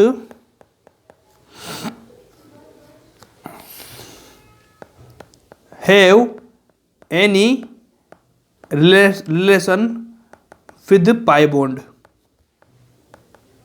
ठीक है। समझ में आई चीज? पाई बॉन्ड से कोई रिलेशन नहीं है, पाई बॉन्ड में नहीं लगेगा। सिग्मा बॉन्ड में देखना पड़ेगा, पाई बॉन्ड आ रहा है, कोई दिक्कत नहीं, छोड़ो उसको पाई बॉन्ड को। क्या पाई बॉन्ड में आएगा कि यहाँ से क्वेश्चन पूछते हैं भाई, इसलिए मैं थ्योरेटिकल पॉइंट बता रहा हूँ आपको, इनको याद कर लेना, ठीक है। ठीक है, उसके बाद में एक चीज़ मैंने आपको बताई, ये क्या हो सकता है, इट में बी इलेक्ट्रॉन डोनेटिंग भी हो सकता है। प्लस आई माइनस आई आप देखेंगे ये कैसे रहेगा, इलेक्ट्रॉन डोनेटिंग भी हो सकता है, इलेक्ट्रॉन डोनेट कर रहा है, इलेक्ट्रॉन डोनेटिंग कर रहा है, समझ पा रहे हो आप बातों को, इलेक्ट्रॉन डोनेट कर रहा है, डोनेट इफेक्ट है ना, लिख लो इलेक्ट्रॉन डोनेटिंग इफेक्ट, मतलब देखो इलेक्ट्रॉन क्या करेगा, कौन सा ग्रुप है, ये ग्रुप है उसका दिखेगा ना, इस ग्रुप अगर हमारे इलेक्ट्रॉन को डोनेट कर रहा है तो इसके ऊपर क्या प्लस आएगा कि नहीं आएगा, तो इसको क्या बोल देंगे, प्लस आई। इलेक्ट्रॉन डोनेटिंग ग्रुप रहेगा मतलब इसको क्या बोल देंगे, प्लस आई बोलेंगे, मतलब इलेक्ट्रॉन को डोनेट कर रहा है। कभी कभी क्या हो सकता है, इट में बी इलेक्ट्रॉन विद्रोइंग, इलेक्ट्रॉन को क्या करेगा, विद्रो भी कर सकता है, यहाँ पे क्या आ जाएगा माइनस आई, मतलब इलेक्ट्रॉन को विद्रो कर रहा है इधर से, चेन से इलेक्ट्रॉन को विद्रो कर रहा है, ये वाला ग्रुप है, अगर एक ग्रुप इलेक्ट्रॉन को दे रहा है, इलेक्ट्रॉन को दे रहा है मतलब अपने में से, तो प्लस आ जाएगा मतलब प्लस आई। और कभी कभी ग्रुप क्या होगा, इधर से इलेक्ट्रॉन को खींचेगा, इलेक्ट्रॉन खींचेगा मतलब अपनी तरफ इलेक्ट्रॉन ले रहा है, इलेक्ट्रॉन विद्रो कर रहा है, किससे, इससे, चेन से इलेक्ट्रॉन विद्रो कर रहा है, इसका मतलब क्या हो जाएगा, माइनस आई आ जाएगा। समझ में आई क्या बात आपको, कैसे आ जाएगा, जैसे मान लीजिए ये कार्बन, ये कार्बन, ये कार्बन, ये कार्बन की चेन, यहाँ से कोई ग्रुप जुड़ा, इससे कौन सा ग्रुप जुड़ा, जैसे मान लीजिए ग्रुप जुड़ा, अगर मान लीजिए सपोज करना ये वाला ग्रुप यहाँ से इलेक्ट्रॉन चेन में दे रहा है, ठीक है, चेन में इलेक्ट्रॉन दे रहा है तो इसको क्या बोलते हैं, इसको बोलते हैं प्लस आई, ठीक है। अगर मान लीजिए ये कार्बन, ये कार्बन, ये कार्बन, ये कार्बन, यहाँ से ग्रुप जुड़ा, ग्रुप यहाँ पे क्या जुड़ा, ग्रुप जुड़ा, ग्रुप जुड़ने के बाद अगर सपोज करो ये वाला ग्रुप इधर चेन से इलेक्ट्रॉन ले रहा है, ये ले रहा है तो इसको क्या बोलते हैं, माइनस आई। समझ में यही चीज आपको, मतलब समझ लेना, यहाँ पे क्या प्लस आई मतलब इलेक्ट्रॉन को डोनेट कर रहा है, ये यहाँ से इलेक्ट्रॉन को डोनेट कर रहा है तो इस पर क्या हो जाएगा प्लस, इस पर क्या आ जाएगा माइनस वाला, मतलब इलेक्ट्रॉन को लेगा तो इसको माइनस आई बोलेंगे, यहाँ से ले रहा है, चेन से ले रहा है, अब इलेक्ट्रॉन इनमें लेगा, इलेक्ट्रॉन इधर देगा। ये चीज़ समझ में आएगी कि आपको बिल्कुल आएगी, यार सिंपल है। कुछ और पॉइंट लिख लो, पॉइंट क्या लिखेंगे बताना मेरे को, कि ये परमानेंट है, परमानेंट इफेक्ट है, मैंने लिखा दिया आपको यहाँ पे, देखो परमानेंट इफेक्ट में कौन कौन से परमानेंट इफेक्ट होगा कि नहीं होगा, बिल्कुल होगा। अगला पॉइंट लिख लो यार, क्या ये पार्शियल है, पार्शियल इफेक्ट है। पार्शियल कैसे होगा कि भैया ये पूरा इलेक्ट्रॉन्स है ना, इलेक्ट्रॉन है ना, ये ग्रुप, ऐसा नहीं ये माइनस वाला ग्रुप है मतलब ये ड्रॉइंग कर रहा है तो ऐसा नहीं कि सारा इलेक्ट्रॉन से ले लेगा है, नहीं, इलेक्ट्रॉन को क्या करेगा, यहाँ से इलेक्ट्रॉन है ना, इन इलेक्ट्रॉन क्या इधर की तरफ खिसकाएगा, मतलब इलेक्ट्रॉन को लेगा नहीं, इलेक्ट्रॉन को अपनी तरफ खिसका लेगा, मतलब ऐसे ऐसे ऐसे ऐसे नहीं पूरा उठा के ले लेगा, फिर तो बॉन्ड ही टूट जाएगा ना, इलेक्ट्रॉन को ले लेगा, खिसका लेगा ऐसे, इसलिए बोलते हैं पार्शियल, मतलब इलेक्ट्रॉन को ले रहा नहीं, इलेक्ट्रॉन खिसका रहा है। जैसे मान लीजिए ये वाला बॉन्ड है बीच में, ठीक है, ये वाला ग्रुप जुड़ा हुआ है, तो अगर मान लीजिए सारा ग्रुप ही सारा इलेक्ट्रॉन इनको तब ले लेगा तो यहाँ बॉन्ड ही नहीं रहेगा ना, पूरी चेन ही टूट जाएगी। तो ये क्या करेगा, इतना दूर है तो क्या इलेक्ट्रॉन से इलेक्ट्रॉन को अपनी तरफ खिसका लेगा, अपनी तरफ खिसका लेगा, मतलब पहले इतनी डिस्टेंस था ऐसे पास कर लिया इसने तो इसको बोलते हैं पार्शियल, मतलब पास भी बुला लिया, लिया भी नहीं, उसको बोलते हैं पार्शियल, ये पार्शियल इफेक्ट है, ठीक है। इतना सब कुछ मैंने बता दिया, कोई दिक्कत है क्या। उसके बाद में एक और लिख लेना, it is distance dependent effect. समझे बात को, दो टाइप का कौन कौन सा होगा, प्लस आई माइनस आई होगा। उसके बाद में ये सबसे इंपॉर्टेंट है डिस्टेंस डिपेंडेंट है, मतलब आपको समझ में आई कि देखो समझो कि भैया ये कार्बन चेन है तो इसका मतलब थोड़ी है ये वाला ग्रुप यहाँ से इलेक्ट्रॉन खींचता ही जाएगा जिंदगी भरी। मान लीजिए मैं आपके पास में 10 लोग जुड़े हुए, मैंने इसको खींचा तो इसका खींचने के बाद पूरा इफेक्ट इस पर लगेगा, पूरा लगेगा, उसके पीछे वाले पे थोड़ा हल्का झटका लगेगा, नहीं लगेगा, उसके आगे थोड़ा झटका कम होता जाएगा, एक टाइम पे बिल्कुल खत्म हो जाएगा। तो इसकी भी भैया कुछ लिमिट होगी कि झटका जो इसका है खींचने का वो कुछ आगे जाते जाते कम होता जाएगा, ठीक है। ऐसे तो होता है ना, यहाँ से लिया इतना इतना इतना इतना इतना तो कम तो होएगा, समझ पा रहे हो आप, इलेक्ट्रॉन को खींच रहा है तो भैया क्या होता है, डिस्टेंस डिपेंडेंट होता है, मतलब एक डिस्टेंस के बाद ये खत्म हो जाता है। तो इतना ध्यान रखना कि लेगा इलेक्ट्रॉन को, लेता रहेगा, काम बनता रहेगा। क्या ये चीज़ बनी कि नहीं बनी बताओ मेरे को, क्या ये सिंपल है क्या भाई बताओ, डिस्टेंस डिपेंडेंट है क्या, बिल्कुल है। इसमें यहाँ पे स्टार लगा लेना, ये बहुत काम की चीज़ है, ठीक है। ये सारी थ्योरी हो चुकी है, थ्योरी के बाद में अपन पढ़ेंगे कंसेप्ट वाली बातें। कंसेप्ट वाली क्या बात होती है, सबसे पहले अपन क्या डालेंगे, नंबर 1 का जो अपना है उसको डालेंगे माइनस आई, प्लस आई नहीं माइनस आई बढ़ाएंगे अपन, क्योंकि माइनस आई थोड़ा सा लेंथी है, उसको करके प्लस आई करेंगे तो बहुत आसान तरीके से कर देगा आप लोगों को, ठीक है। क्या ये माइनस आई वाला है, बिल्कुल माइनस आई है। क्या इसको ऐसे करेंगे, इसको माइनस आई इफेक्ट लिख लो, माइनस आई इफेक्ट करेंगे भाई। अब देखो माइनस आई इफेक्ट क्या होता है, मैंने क्या बताया आप लोगों को, सपोज करो ये वाली कार्बन, ये वाला कार्बन, ये वाला कार्बन, ये वाला कार्बन, ये 4 कार्बन की चेन है, 5 की मान लो आप, तो 5 कार्बन के चेन है। इसके बाद में यहाँ पे क्या हो जाएगा, यहाँ पे क्या हो जाएगा, एक ग्रुप जुड़ेगा। ग्रुप कौन सा जुड़ेगा, वाई मान लिया मैंने, जैसे एक्स मान लो, वाई मान लिए, ये वाला ग्रुप जुड़ा हुआ है। तो यहाँ पे देखो माइनस आया आ रहा है, मतलब इलेक्ट्रॉन को क्या करेगा, डोनेट करेगा, विद्रोह करेगा, इलेक्ट्रॉन को विद्रोह करेगा, मतलब इलेक्ट्रॉन लेगा। तो इलेक्ट्रॉन कहाँ से लेगा, ये चेन से लेगा इलेक्ट्रॉन, इधर की तरफ इलेक्ट्रॉन लिख देता हूं मैं। इलेक्ट्रॉन को क्या कर रहा है, चेन से ले रहा है, मतलब यहां से ले रहा है। तो देखो क्या हो जाएगा, पार्शियल ग्रुप की बोली मैंने, तो देखो इसमें क्या हो जाएगा, इलेक्ट्रॉन क्या आएंगे, पार्शियल आएंगे कि नहीं आएंगे, ऐसे डॉट लगा के लिख देते हैं ना, ऐसे करके पार्शियल हो गया। इसके बाद में यहाँ पे क्या हो जाएगा, इस कार्बन चेन से इलेक्ट्रॉन निकल रहे हैं, तो यहाँ पे क्या आएगा, इस पे माइनस आएगा क्योंकि इसने इलेक्ट्रॉन लिए, यहाँ से इलेक्ट्रॉन निकले कार्बन से, तो यहाँ पे क्या आएगा, पार्शियल प्लस आएगा कि नहीं आएगा, ये वाला आएगा। यहाँ से एक इलेक्ट्रॉन निकला, उसके बाद में देखो यहाँ पे और पार्शियल होगा, यहाँ पे स्ट्रॉन्ग हो गया ना। अब देखो यहाँ पे प्लस पार्शियल डबल हो जाएगा, यहाँ पे पार्शियल ट्रिपल हो जाएगा।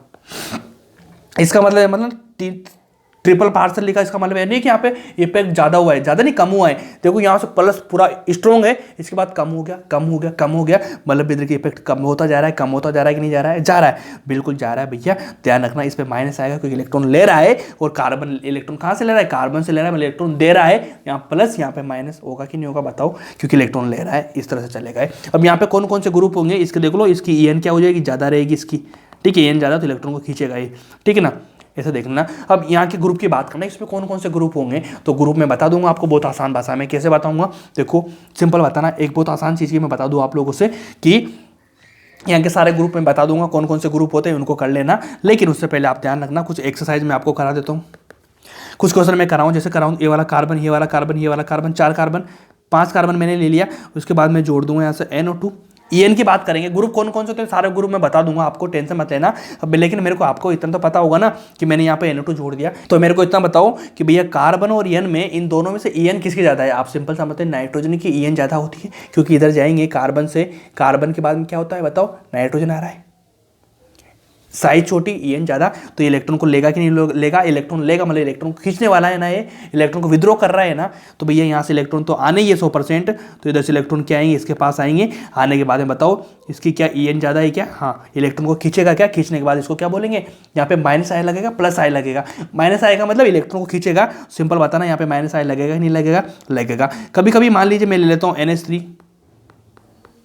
तब भी होगा, नाइट्रोजन हो जाएगा। कभी कभी मैं ले लेता हूँ Cl, ऐसा ग्रुप जुड़ जाए जिसकी EN ज़्यादा होना चाहिए, समझना, ग्रुप तो जुड़ेंगे कोई से भी, ध्यान रख लेना। लेकिन आप समझना जिसकी EN ज़्यादा, मतलब वो इलेक्ट्रॉन को खींचेगा, क्या ये इलेक्ट्रॉन को खींचेगा कि नहीं खींचेगा बताओ। ये इफेक्ट इधर जाता जाएगा, यहाँ प्लस आएगा कि नहीं आएगा, यहाँ पे प्लस 2 प्लस आ जाएंगे, यहाँ पे 3 प्लस आएंगे कि नहीं आएंगे बताओ मेरे को, डॉट डॉट, ये वाला पार्सल पार्सल, बताओ मेरे को ये चीज़ें होगी कि नहीं होगी, होगी। बिल्कुल आसान भाषा में समझा सकता हूँ कि मैं आपको समझा सकता हूँ, EN ज़्यादा, इलेक्ट्रॉन खींचेगा, इस तरह से चीज़ें चलेगी। क्या आपको समझ में आई क्या, अगला ले लो यार, ठीक है, एक कार्बन, 5 कार्बन, ठीक है, यहाँ पे मैं जोड़ता हूँ CH। अब मेरे को बताओ CH सारा जुड़ रहा है, लेकिन इतना बताओ इस वाले कार्बन का जो है, इस वाले कार्बन का बताओ मेरे को, इस वाले कार्बन का 3 4, इसका कितना हो जाएगा भाई, sp होगा कि नहीं होगा मेरे को बताओ, sp होगा कि नहीं होगा बताओ, सिंपल, इसका sp हो जाएगा, हाइपर कॉन्जुगेशन, सॉरी इसका हाइब्रिडाइजेशन क्या sp हो जाएगा, इसका बताओ 1 2 3 4, मतलब sp3। ये वाला सारा ग्रुप है, ये वाला ग्रुप है, इसका कितना sp होगा कि नहीं होगा बताओ मेरे को, इसका कितना हो जाएगा, इसका भी तो sp होगा भाई, 1 2 sp होगा, इस वाले ग्रुप का sp है। मतलब मेरे को बताओ कि EN जो होती है, EN वो EN बताओ मेरे को, sp की ज़्यादा या फिर sp2 sp3 ऐसे होती है कि नहीं होती बताओ मेरे को, sp की EN ज़्यादा होती है, तो EN किसकी ज़्यादा, sp की ज़्यादा, मतलब जिसकी EN ज़्यादा वो ग्रुप खींचेगा, तो फिर भी इलेक्ट्रॉन इधर से खींचेगा कि नहीं खींचेगा मेरे को बताओ, समझा दूँ आपको, समझा दिया मैंने, ऐसे आएगा खींचेगा। उसके बाद अगला ले लो एग्जाम्पल, कार्बन कार्बन कार्बन, 4 मैंने ले लिया, 5 मैंने ले लिया, 5 मैंने लगा दिया, ये वाला लगा दिया मैंने। अब मेरे को बताओ इसकी कितना हाइब्रिडाइजेशन बताओ, डबल बॉन्ड आ रहा है, ठीक है, ट्रिपल बॉन्ड ज़्यादा खींचेगा ही नहीं खींचेगा, यहाँ पे डबल बॉन्ड आ रहा है, मतलब यहाँ पे कितना हो जाएगा, sp2 होगा कि नहीं होगा मेरे को बताओ, होगा कि नहीं होगा, होगा। इसका कितना वापस से sp3, बताओ sp2 खींचेगा कि नहीं खींचेगा, देखो sp2 की ज़्यादा होती है कि नहीं होती, होती है, सिंपल, इसको लिख लेना भाई EN का, मैंने वहाँ पे बताया था आपको इलेक्ट्रॉनिक, सॉरी मैंने इनऑर्गेनिक में आपको बताया था sp2 sp3, EN का ऑर्डर है, EN किसकी ज़्यादा, EN की, EN sp की ज़्यादा। क्या इस तरह से क्या इलेक्ट्रॉन खींचेगा खींचेगा कि नहीं खींचेगा, बिल्कुल खींचेगा कि नहीं खींचेगा, बिल्कुल खींचेगा भाई। इसके बाद बताओ आपको मैंने एक चीज़ लिखाई थी, क्या डिस्टेंस पे डिपेंड करता कि नहीं करता, करता है, मतलब डिस्टेंस बढ़ेगी तो आई क्या हो जाएगा, कम हो जाएगा। देखो डिस्टेंस बढ़ेगी तो आई कम हो जाएगा। आई कैसे, मतलब जो वाला ग्रुप रहेगा इलेक्ट्रॉन को लेने वाला, ये क्या होगा, जैसे जैसे डिस्टेंस बढ़ती जाएगी ना, डिस्टेंस बढ़ती जाएगी तो इसका क्या हो जाएगा, इफेक्ट कम होता जाएगा। क्या इस तरह से समझ में आएगी कि आपको बिल्कुल आएगी, आसानी से आएगी। उसके बाद में मैं कुछ ग्रुप लिखा देता हूँ आपको, क्या लिखाता हूँ, माइनस आई ग्रुप, माइनस आई ग्रुप्स लिख लेता हूँ मैं इनकी आपको क्या करना पड़ेगा, स्टेबिलिटी ऑर्डर के फॉर्म में लिखाऊंगा मैं। कैसे लिखाऊंगा, सिंपल, सबसे नंबर 1 पे जो आएगा अपना वो आएगा NF3, है ना, यहाँ पे प्लस लग जाएगा। अब प्लस का मतलब ऐसा मत समझ लेना प्लस आई, नहीं, बिल्कुल आप नाइट्रोजन को देखना, प्लस प्लस को मत देखना। NF3 आएगा, उसके बाद में आएगा भैया NR3, NR3 क्या आएगा, NR3 आएगा, यहाँ पे प्लस लगेगा। R का मतलब CH3 जानते हैं आप, नाइट्रोजन के साथ में जुड़े हुए हैं, पहले आप नाइट्रोजन को देखें, कार्बन को मत देखना। NR3 आएगा, उसके बाद में आता है भैया NH3, यहाँ पे प्लस लगेगा, ठीक है। उसके बाद में आएगा अपना NO2, उसके बाद में आएगा अपना -CN, मतलब CN आएगा। ध्यान रखना, क्या ध्यान रखेंगे भाई, इनको याद करना पड़ेगा, इनको याद करना पड़ेगा, इसकी स्टेबिलिटी आ जाती है, इनका स्टेबिलिटी कौन सा ज़्यादा कौन सा कम, तो ध्यान रखना NF3 NR3 NH3 NH2 CN, ठीक है, इस तरह से आएगा, ठीक है। उसके बाद में इनके बाद में आता है भैया COOH, ठीक है। फंक्शनल ग्रुप में COOH सबसे आगे था, लेकिन यहाँ पे क्या हो जाएगा, COOH। अपन बात कर रहे हैं ग्रुप की, इलेक्ट्रॉन विथड्रॉइंग ग्रुप की, क्योंकि यहाँ पे कार्बन आ चुका है, ठीक है। तो सबसे पहले अपन क्या देखेंगे, फर्स्ट को नाइट्रोजन नाइट्रोजन नाइट्रोजन नाइट्रोजन, उसके बाद में कार्बन नाइट्रोजन आ रहा है, ठीक है, कार्बन के बाद नाइट्रोजन, यहाँ पे कार्बन ऑक्सीजन आ रहा है, ठीक है भाई। तो यहाँ देखो नाइट्रोजन ऑक्सीजन में किसकी है ज़्यादा, ऑक्सीजन की ज़्यादा, देखो ऑक्सीजन आ गया, 2 ऑक्सीजन आ रहे हैं, इस तरह से चलेगी चीज़ें, इस तरह से चीज़ें चलेगी। उसके बाद में आएगा भाई फ्लोरीन, क्लोरीन, ब्रोमीन, आयोडीन, ठीक है। याद करने का क्रम के साथ, सबसे पहले NF3 NR3 NH3 NF3 NR3, क्या NF3 NR3 NH3, 3 बार आ रहा है, NF3 NR3 NH3, देखो। उसके बाद Na2 CN COOH, इतना हो गया, ठीक है। NO2 कितने नंबर पे आता है, 5 नंबर पे आता है, 4 नंबर पे आता है भाई। CN 5 नंबर पे आता है, ध्यान रखो। सबसे पहले कौन, NF3 NR3 NH3, उसके बाद में NO2 आएगा। NO2 को ध्यान रखना, NO2 बहुत मैक्सिमम बार पूछा जाता है एग्जाम में, ठीक है। NO2 को ध्यान रखना, NO2 सबसे आगे आ रहा है 3 के बाद में, इतना हो गया। आई फ्लोरीन क्लोरीन ब्रोमीन आयोडीन हो गया। उसके बाद में आता है भैया OR, उसके बाद में आता है अपना अल्कोहल, अल्कोहल बहुत बाद में आता है, ध्यान रख लेना, OR। उसके बाद इतना हो गया, देन अपन क्या करेंगे, ट्रिपल बॉन्ड, CH आ गया। उसके बाद में आता है अपना NH2, देखना यहाँ पे क्या NH3 आ रहा है, NH3 बहुत आगे आ गया, NH2 लास्ट में जाके आ रहा है, ठीक है। उसके बाद में ये रिंग आ जाती है, बेंजीन टाइप की रिंग, ये वाला। उसके बाद में क्या आएगा भैया, CH2, यहाँ पे देखो sp2 आया चीज, sp के ज़्यादा sp2 के sp3 और ही आगे चला जाएगा। अब इनके ऑर्डर की बात करूँ तो ऑर्डर भैया ये वाला ऑर्डर चलेगा इनके बीच में, ठीक है, ये वाला ऑर्डर चलेगा। इनकी पावर ज़्यादा होगी, मतलब ज़्यादा इलेक्ट्रॉन को अपनी तरफ खींचेंगे, ये वाला पावर है, ध्यान रख लेना। क्या ध्यान रखेंगे, सबसे टॉप पे कौन आ रहा है, इनमें से भी ध्यान रखना। सबसे इंपॉर्टेंट जो चीज़ें है ना, मैक्सिमम बार पूछी जाती है, वो पूछी जाती है भैया, ये दोनों पूछे जाएंगे। NO2 NH3 आ रहा है, इन दोनों में से कौन आ गया, NH3 या NO2 NH3। उसके बाद सब कुछ इक्वल चलता है। उसके बाद में OH पूछा जाएगा, इसके बेस में NO2 OH लगा रहेगा, आपको ध्यान रखना। NO2 ज़्यादा आता है, NH3। उसके बाद में ध्यान रखना NH2 लास्ट में आएगा, ठीक है। तो सबसे इंपॉर्टेंट जो ऑर्डर है, सबसे इंपॉर्टेंट ऑर्डर कौन सा होता है भैया NH3 NO2, इसको डायरेक्ट याद रख लेना भाई, ये बहुत काम की चीज़ है। OH NH2, ठीक है। इसके पहले एक चीज़ ध्यान रख लेना, ये वाली चीज़, ये भी बहुत अच्छी है। यहाँ पे मैं क्या लिख दूँ, यहाँ पे मैं NO2 के बाद में लिख दूंगा मैं हेलोजन, ठीक है भाई, ठीक है। ऐसे मत करो यार, रॉन्ग हो जाएगा काम। देखो सबसे पहले क्या है NH3, ठीक है। उसके बाद में क्या भाई NO2, उसके बाद में क्या भाई हेलोजन, ठीक है। उसके बाद में क्या, देखो हेलोजन आया सारे। उसके बाद में क्या OH आएगा, उसके बाद में क्या आएगा NH2 आएगा। इसका ऑर्डर कैसे, ऐसे ऐसे ऐसे। तो ये वाला ऑर्डर है जो इसको ध्यान रख लेना, क्योंकि मैक्सिमम बार ये पूछा जाएगा, तो आपको बेहतरीन हो जाएगा काम में। यहाँ लिख लेना इंपॉर्टेंट, या तो सारा ही करना है, लेकिन ये ध्यान रखना ना कैसे, NH3 NO2 फिर हेलोजन। हेलोजन में कौन सा, फ्लोरीन क्लोरीन ब्रोमीन आयोडीन, आप समझते हैं, हेलोजन सारे वाले कहलाते हैं। उसके बाद OH NH2, इस वाले ऑर्डर को ध्यान रखोगे ना, तो इससे मैक्सिमम क्वेश्चन होंगे, क्योंकि यहाँ से क्वेश्चन आता है। बाकी सारे को याद हो भी जाएगा, अच्छी बात है, नहीं भी हो ना, इसको ध्यान रख लेना। NH3 NO2, उसके बाद में हेलोजन, फिर OH, फिर लास्ट में NH2 लास्ट में आ रहा है, NH3 पे सबसे पहले आ रहा है। तो NH3 और NH2 में आप बिल्कुल डिफरेंट, मतलब वो कंफ्यूजन मत होना, ठीक है। इन चीज़ों का ध्यान रख लेना, बस ऐसे याद करना। ये सारा -I ग्रुप हो सकते हैं। अब एक ग्रुप लगेंगे, काम बनेगा आपका BGA में, ठीक है।